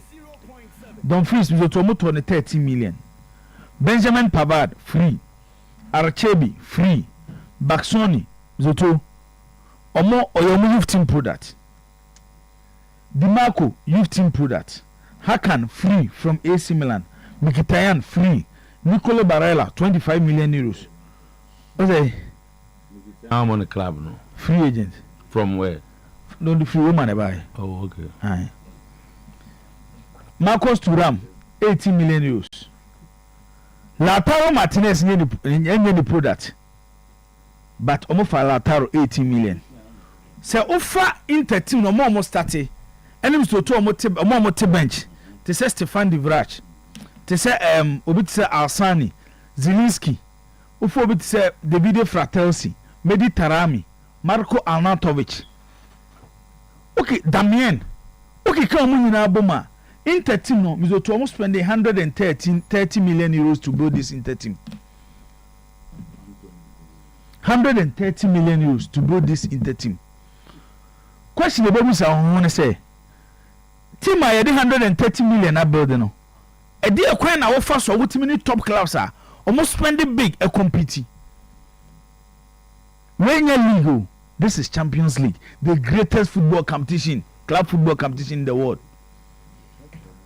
We are there now no more competing. It's around FNC Pepe Morata based on what he has done. You're not great sporting directors, especially in Italian football. Obi to say Luciano Moggi. Luciano Moggi was spending. Amido Brada, AC Milan, he was spending. But wait there, so he thinks deep. When you said they are planning next season for Kevin De Bruyne, ọmọ ti Manchester City ni de ọmọ fún ṣe ni munsu yasan o, but ọ̀nà wọ̀nyí ni ṣe ni munsu yasan. He will bring Kevin De Bruyne. Don't say Inter could compete for league, no say compete for Champions League game. And no you know, and a man Inter winning game. So to the kind here. Marcus Thuram. Now we can the strength of Marcus Thuram. How we see bully Barcelona defenders no, especially with hold up play and then link up play. And don't have Barcelona for team no. None of the Barcelona defenders, Inigo Martinez, Pau Kubasi, later on Arejo, Gerard Martino, Omubio ni wa Mr. Only Marcus Thuram. A call for the ball, especially when he wants to hold up to play. I would bully Marcus Thuram or bully Omunina. And anytime we bully Barcelona defend the BM a big advantage in my Inter Milan. Because of how good we are when it comes to hold up play. And Barcelona the great team ni Bonfils na ya can ask him to. The ability to perform at a higher speed. I actually can't know the and the for sometimes he make mistakes. But about 60% of the run at the success rate in Inter Milan team no. Team no is built on certain players. Don't expect Inter Milan players so ball to say Lamine Yamal. They don't have Lamine Yamal in their team. Play or better ball or better back they be Inter. They also have their star. Almost no resource.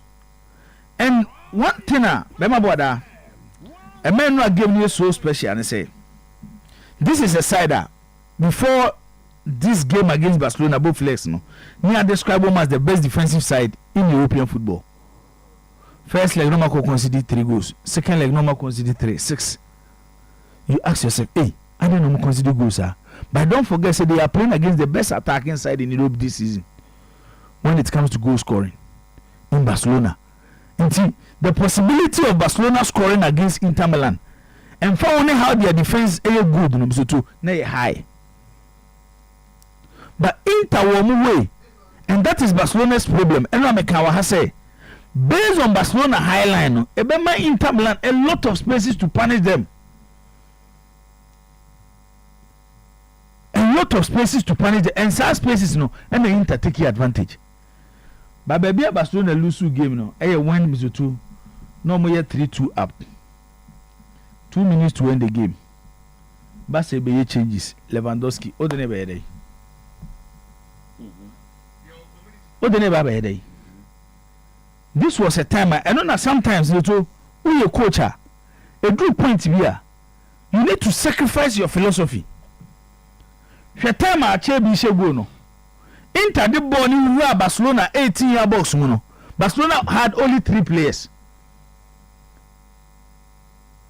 3 and I never Barcelona box nim. Majority of Barcelona players no more Inter have. I got 2 minutes. If you defend the last 2 minutes and cancel about 88 minutes, our possess game no. It is the last 2 minutes no. So to the changer Hansi Flick here. Yeah. And how Barcelona decided some by attack and was their downfall. Inter normally said this was their last game of the season.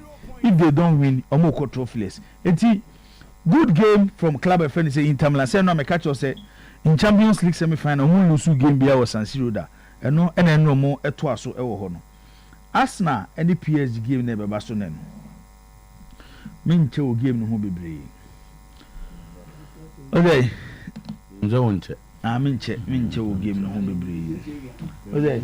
So Canada. Wa Canada.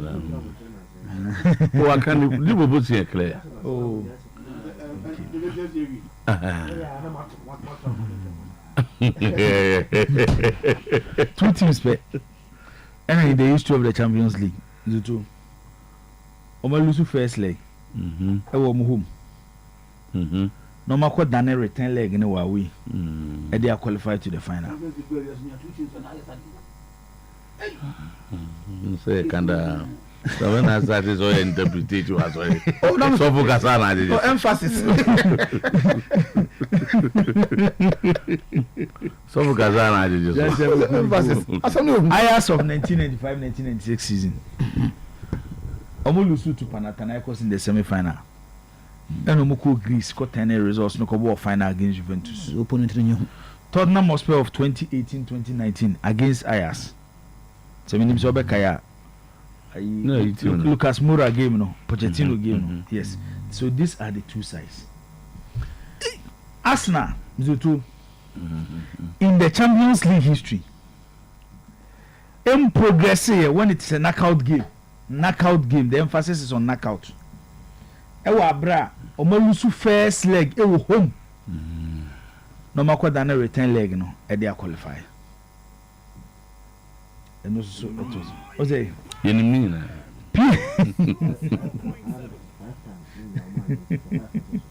the omaboni me dey am waka who say oh some say watch but I'm saying no the pass obi say 5 times and only once and a PSG Zoto winning a Champions League knockout game ever away and omaba home and I'm so to want me and qualify Manchester United 2018-2019 against club defense Manchester United and yes I record nti okay kasa anyo ma esi ani a entokwa na eden okon na eden game no ensesa from the first leg you be ahead the first leg no eno ana be kwa kwa the second leg no and abanu edi first leg ni nkomo no ye ma obi ati ase ese Arsenal ni PSG game no mbebo no e two players na ekobo game no players mienu na de obetimi aye na dwuma ti said de onim ye as a footballer no ono na ne team be qualify and the real game no ne aka Kvaratskhelia ene Abrantie Fenzi Bukayo Saka Kvaratskhelia ne ma Dembele assist e ma Dembele ball no e de to net Bukayo Saka Nuno Mendes ejina no so game no ma so ma Bukayo Saka mo game ni bi nti real no na Kvaratskhelia di nkunim ene saa na be ye Timber ene Kvaratskhelia Nuno Mendes ene Bukayo Saka na de ma mizotu Arsenal starting game we man ye den de Arsenal ne say yes o makosha Real Madrid was Santiago Bernabeu but say maka Real Madrid this season imagine say Arsenal ko game we mu pa na nka bia o mo we center forward in crucial moments in the game or punish PSG. So what should PSG and how they line up their team? Any Arsenal the difference no more. Say PSG doesn't play with a proper center forward. But Luis Enrique etimiam model the players especially Dembele into a goal scoring machine. In the Champions League he has scored 8 goals. Only Zlatan Ibrahimovic and in the history of PSG when it comes to Champions League a Champions League campaign what goals a chain Abrantie Fenzi Dembele. Whilst Arsenal intimi modus a player ni bi eti ye be kwa ko game no said the exact kind yes Thomas Partey is coming back ebebo Declan Rice now what perform in role as the grass eater by running on the pitch first leg and he was limited because Partey was not there and obebo Partey position no he said you see who Declan Rice in the game against Real Madrid no one who is in the game against PSG but na de obo who Declan Rice Partey ba no asema ye ka de akiro bia ne say enye se Partey ba ama Arsenal be dominate game no sa PSG midfield we mzoto no even Barcelona can dominate them. Neves, Vitinha, Fabian Ruiz they will dominate the game. They will give Arsenal few chances. PSG will create a lot. We are Arsenal near pray some game no better say Liverpool there no. Raya will turn into an Alisson Becker. Raya turn into Alisson Becker there. Ebia na Arsenal for nya need so but when timi turn into Alisson Becker there mizo to yenwie na nwumre game no ye be ma PSG 3 na ma Arsenal 1 thank you PSG 3 Arsenal 1 a total of 4-1 aggregate So says Oboy Jibo. Yabafie no kanjina na je drinking water. Ehun common dey di ba ko so daye na tete sinitrase. Na akose 3-1. Umpa ya ni se ejina kamenya. Oh no. The market na say that's objective analysis of the situation. So badness on the oji women. Yeah. A diwo bo mu. Nje be whether women or analysis and be fachna.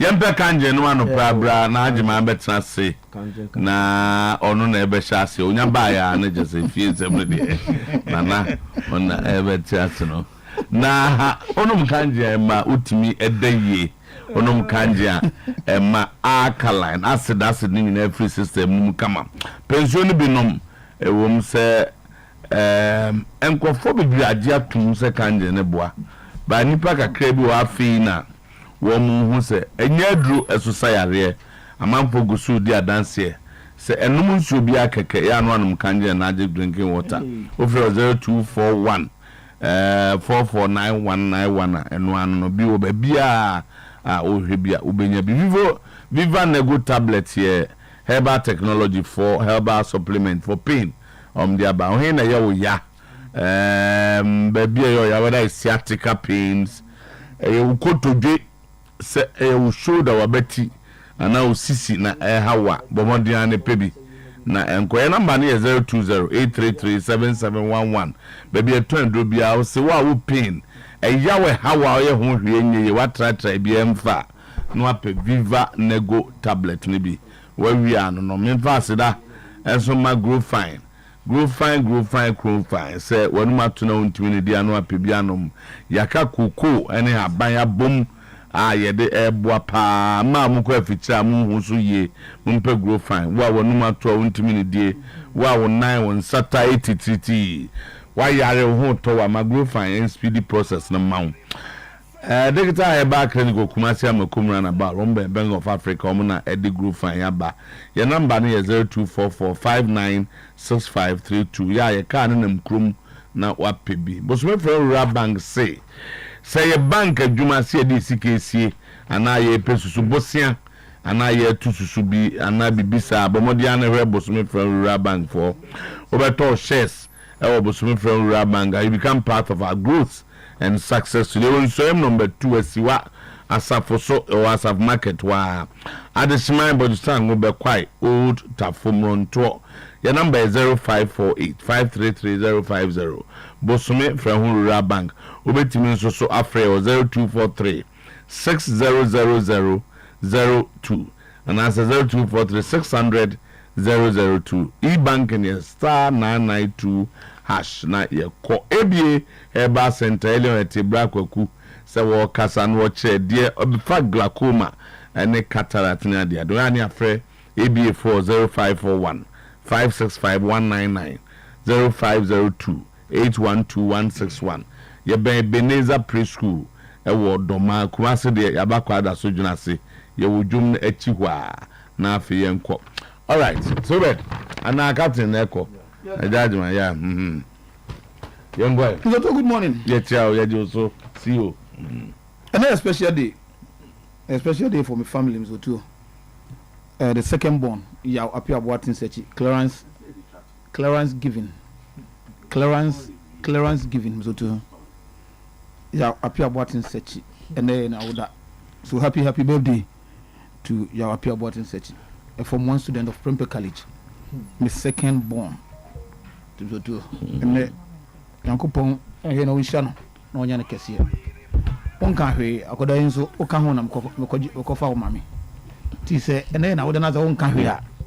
May I not mementias yet. You two can be shano. Now, Minister Stakasa. Oza, and may send you go from Musu and the other sisters. So for man and happy, for man, so for more for the movie. I will feel more class to Kwan in Zaka of this month of a co. None of which are in Zakatan anymore. Kodana Banzini, we are looking out to you. Okay, yeah, so Prempeh, also Prempeh. Well, of course, maybe. I did not ask. Oh, so now science of Jay. Eventually, we did not ask. But all science of Jay. Eventually, we did not ask.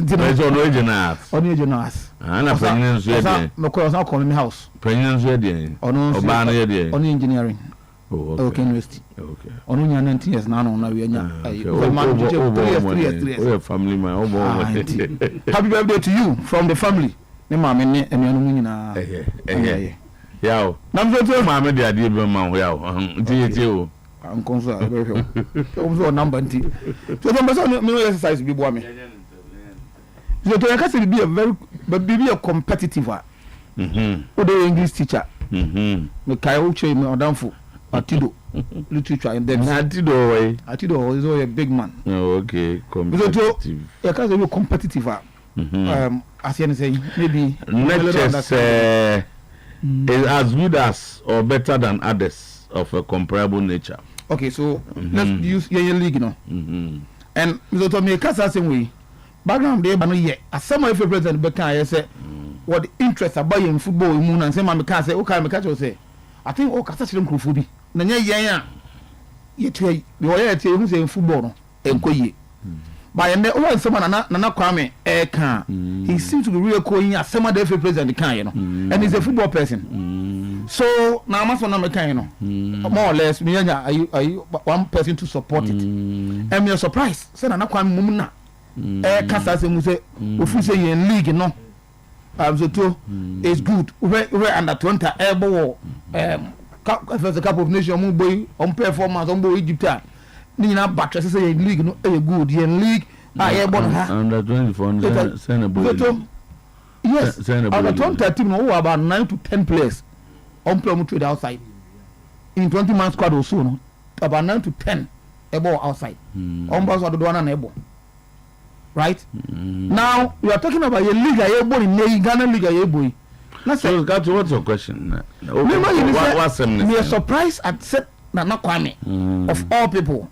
And a beba kasa same way. Catch the league, no. As a no on you be out on you be a nyagin because your league, no. I from Ghana football is dying. Or say Ghana football is not dead. And go for see a cannot see a movie.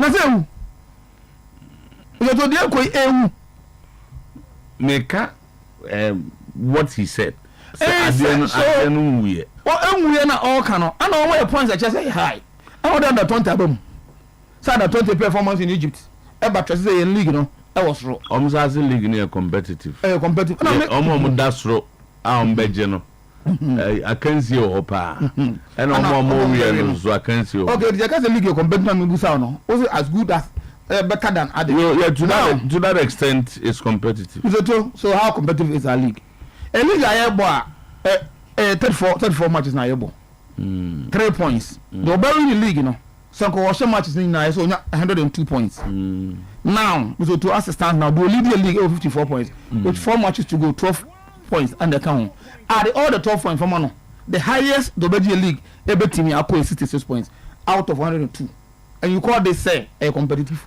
bro for now wo can dey say wo man tremu fro sir wo man tremu fro you sure you can be a competitive and omo ma boy wie no a omo dikam win the Premier League ne French league na fi na nya competitive no that look at the points gap that be competitive the points gap man na like me boy no so they competitive let's restrict ourselves to the word competitive okay say you nyina ye hiem ne say pede and space efe na say wow space obi e je di anya papa fake ne sha fake ne di kan na ye first okay and in that case I like this knowledge about competitive good competitive nature say I can see you but the general discussion about Ghana football no enye eno na omo no kanu ntina kan ba be ka jo say omo no nti ase no e different so back to the FA president kan tie na o say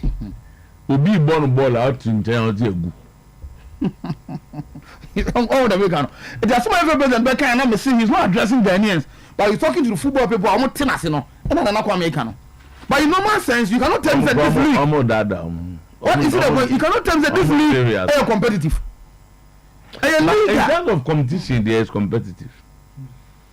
So the competition no one can. And now my knowledge of many J home say, I can't spread no be good fake na say who dey e fake for him. Fake no If the league no competitive in full me padi adi full enyemu. No, but whatever it competitiveness in enyemu with 4 matches to go. You need the Obeje league, you know. Ombuboso. Yeah. You need the Obeje Ombuboso. To that extent, it's competitive. See, I can't say Obibedi kind. And this year, Ombuboso na be seen. You need the Obedi kind. They are. I can't see, you know, a more heading. It means it's competitive. Okay, but league in Komona Yedi, and you're the Omo Kano. Good. But Komona Yedi, and the GF president can you see you? Na or so what me revive the interest of them. And no na here cause interest there. It is you can see it. Second interest will be more no at Barcelona boy. Any idea? Kroma who that them who's the interest wom. Even Asat and Ajoya point some of us are you know ha ye coffee no. Ubedu baby bono so no. Why is that atwasia and na me pade ato anajo no on the internet me use phone. Okay. Me ya ne nko. And I'm afraid omo involved no eh. Now time we na wa be obi ato. Boys me so. Omo teso di twam omo mpon. Eti after bed 10 no ma ja akoda no ansa na bitimi ayi. And you don't you feel the interest. That's it. Oh, obi ani omo to omo dwuma mi ani say something is going on. But omo no say enya no ho nkomo no mu di o. The omo di ni say league ni ntimi teme winner under 20 so bobo wo ayi. Egypt. 10 of them omo mfana za na ntemu nko. So na ma sa conversation here ya. Na ma conversation here no. Watch up. No no should that special time for me na. Because Ejaji ma watch. Oba be be go 5 minutes. Me say Kim Grant cars in bia wa kotoko ne hasofo. E medium to e bia for example we say hasofo. Oma move a bit up in terms of other things except that on the field of play you've not seen them say that is it possible to win league winners in the last 10 years or you born between Nyama Ghana league winners in the last Premier League winners and I was like with me if you can do that production for us I mean in the last 10 years the last at least 10 years near was it trend near kono Guadano take you okay so the last 10 years 1 2 3 4 Open clubs at last season then go for 10 years every time remember until 1 2 3 4 5 6 7 8 9 2013 14 Kotoko won it first yes then 14-15 season Ash Gold 15-16 season Wow Stars okay cool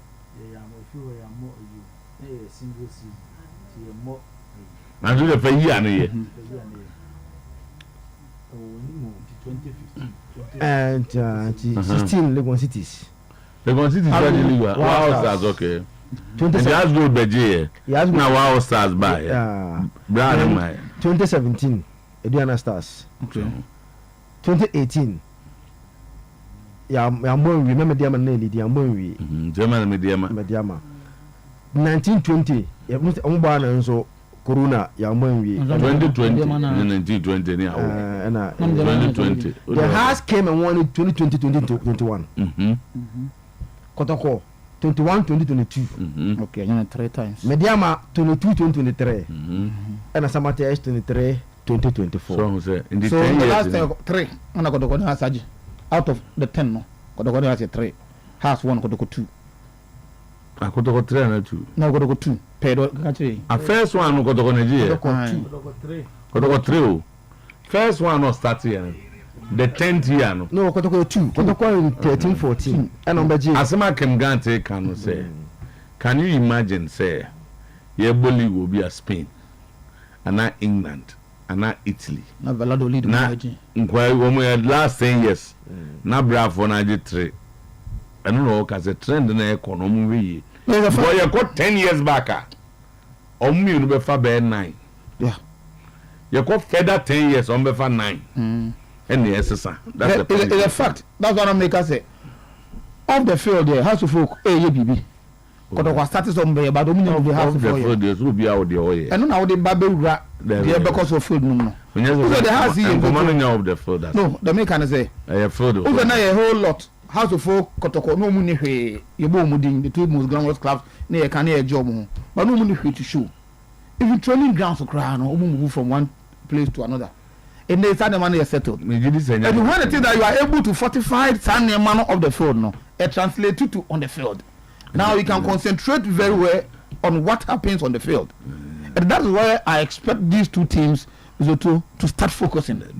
The bottom line is that Omuntibi more born in the league near the wine field that's good for see Lenclay yeah Ofori Park then the number one Ghana. At the point in time, we dominate you. 3 seasons we don't still remains smaller club as compared to House of Folk and Kotoko. Come chances and the gym are senior. Is it league no? Chess all your penny pack. So I'm talking about Nema or Moya, a bit with them about to that and I'm even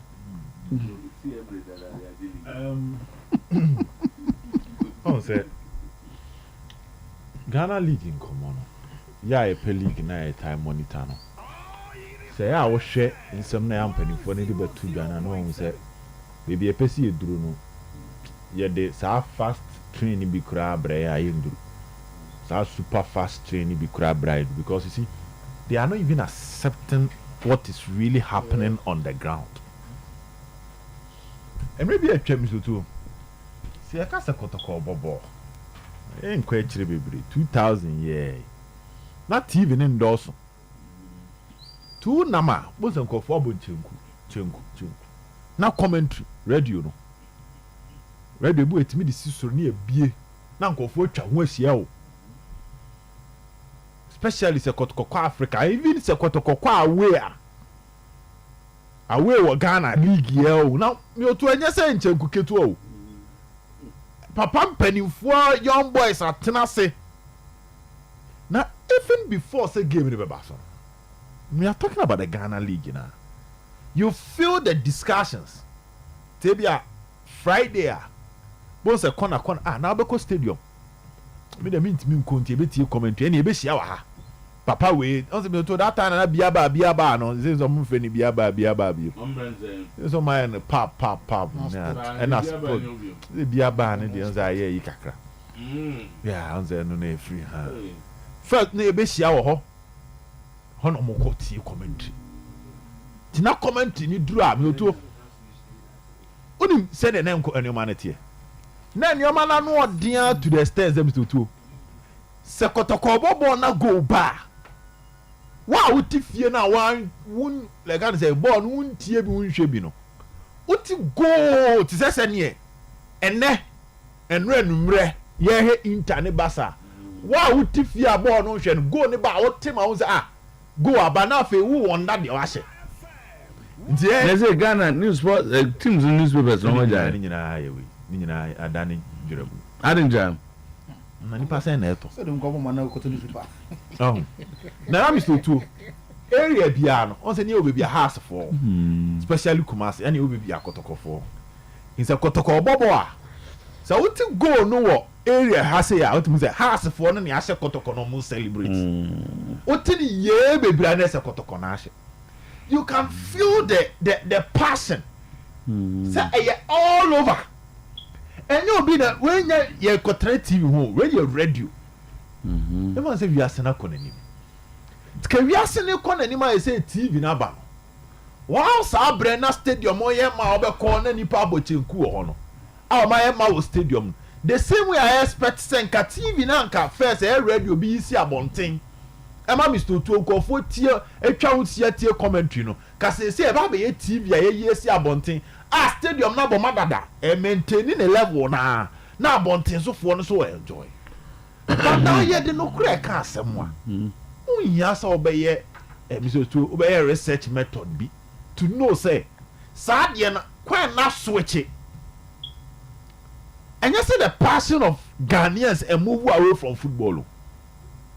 People still have passion for football, but they say kwa na switch to the extent say and move from local to foreign.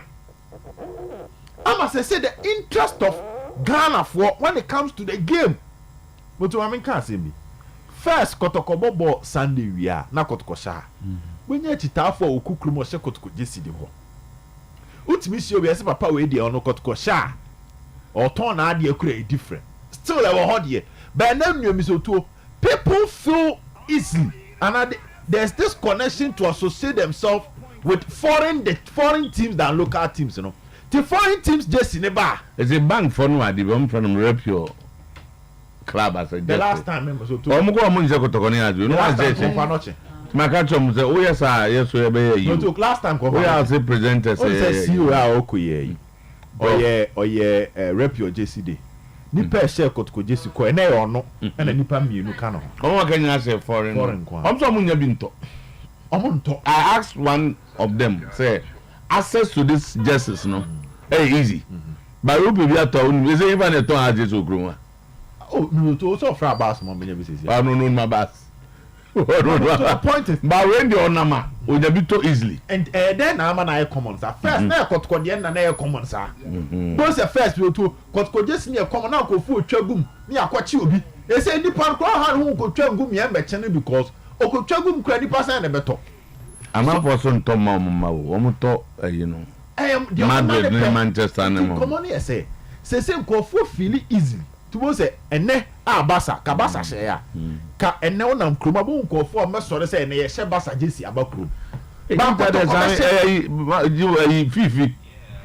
fifi na minim so on the wire inter from Veron sabe se no it is something say that few inter so we association president omo makota so we association president na mr to hwe we nyina eye obvious o enye Kumasi pe o any issue of Kumasi ni Accra na atiade akoso and uko Doma uko Brekum almost Ghana corner biano ade na sa na 10 manana kwa mo say no so when we no to when tia we o say fine na enche kwasia de ye bo has ne Kotoko match e wa Accra discussion point saying and now first street in so na has ne Kotoko match now. Okay. And you are still telling yourself say everything is okay. Then it means that why they say about identify problem. Now what put you in measures to fix the problem. And say it will keep on getting worse. And that is the funny aspect when it comes to these football people. Thank you. So to born mama video first and our Jamestown video in our shade be. And Bobo Jamestown. My video na shade after Champions League game no. Okay. No Jamestown. Oh Jamestown. Oh Liberia and Accra. Oh Accra yeah. Jamestown be Liberia. Okay. Oh Accra yeah. Born in the first na in sir. Now share it come back to when someone can from the president and no come someone talking about league and all you know. You understand where our league is and where the boys no interest when it comes to football or motion. Who better say Enrichia na anu ya na ekobo has no Kotoko. Ana stadium wo. It was an embarrassing say Kotoko na has. Enunim before na has ne Kotoko be kick off no. Na Rayon Sports. Where James Down. Ani interview ni omo match me interview ni no. And I'm ranting na esi kro. Na dey dey do say. Ana ya count. Obia adano enyo ana boys mbe na sa boys mi na o do ka goto mu fo say omo go hwa de papa. The only TV so no yeah, they like to see something beautiful. And boys egere no muto na oba fefe be femu a reaction no. Say. Oh, say boys agada ex boys no mu bo mu komo na oba fefe be fo this year. Na never as me again we. Yes, any piade efe. Simple. Oh, Alaji. Any piade efe. Eti any the nima de efe e adwene na o sa adwene ze hu bibia so woni ne ehu a na wa communicate am brain no ade ko e ka bruta Ghana league na so ade enye fe na gente boys hwe ni jom we inter we awini we enya basa o inter no I did shit to them, but see the jubilation. How Manchester and Real Madrid from see the jubilation. Now can I some organo share statistics be? We 10 years in Fua now go back to the last 52 years before the last 10 years here. Share statistics be. Only 8 teams and a Ghana Premier League in the previous 52 years. About 52 years before the last 10. No. Not only 8 teams in level wise, Dwarfs, Olympics, Hazakers, Goldface, Ibiana, Chelsea. And the Etimiaji League in the previous 52. But in the last 10, 5 different teams have won the Ghana Premier League. And Dwarfs, Dwarfs were winners in the Dwarfs them in car almost on the Olympics aje. Dwarfs they no yes and one bottle no. Who's a 65? Yeah. Dwarfs them 66. Yeah, it was they were almost no match we are na. They put over 3 doctor. Yes. And now Dwarfs the Dwarfs in here. So it's we are the Dwarfs more and 17 in 52 years. So what discussion has last 10 years, no? Last 10 you have 5 different winners in the last 10. So it takes you now gradually that has a kotoko dominance.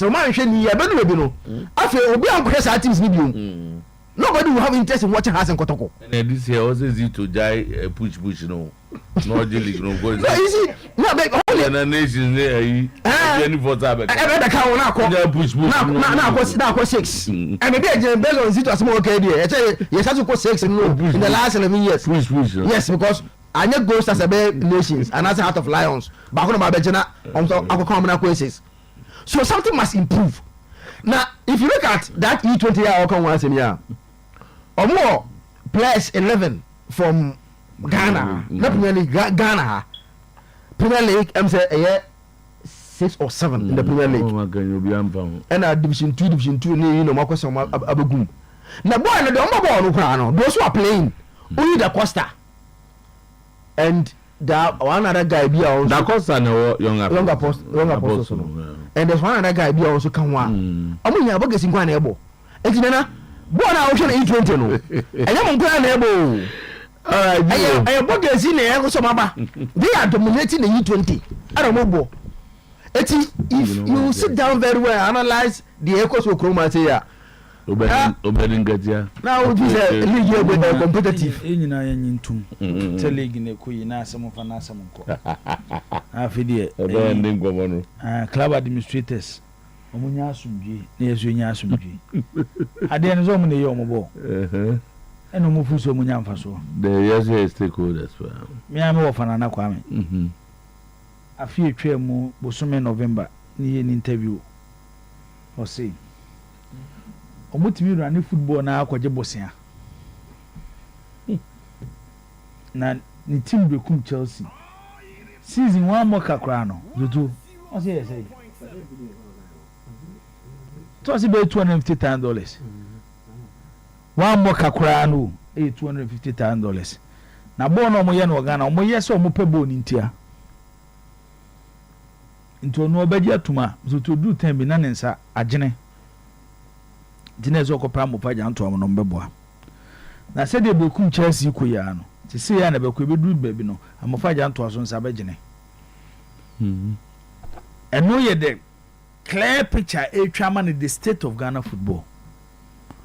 There be a dada ho. And there be a mekase Ghana ha, zutu no kura ne yempe. Oni the football no more football no maye. Or more against ya better microphone she criticizes the state of Ghana football. Unse mpenyufo se adadwa.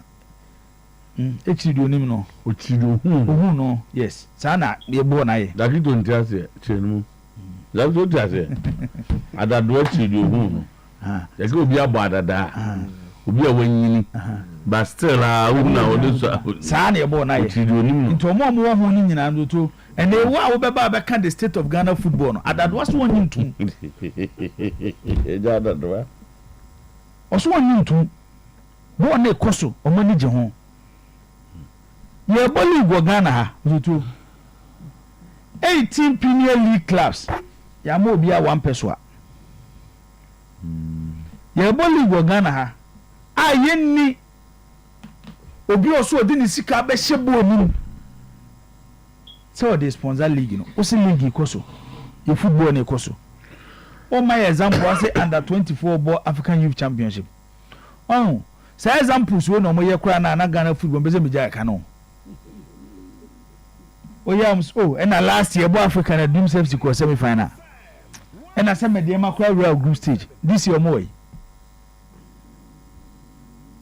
akora ti sɛ yɛbɔ tournament ɛyɛ dɛ yams to yɛbɛnya one surprise team ebi na Dream Safety yɛ the last year no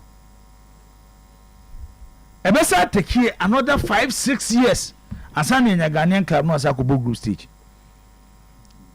and how do you use this to analyze the state of our football no be catch us here league in Koso under 20 when was the last time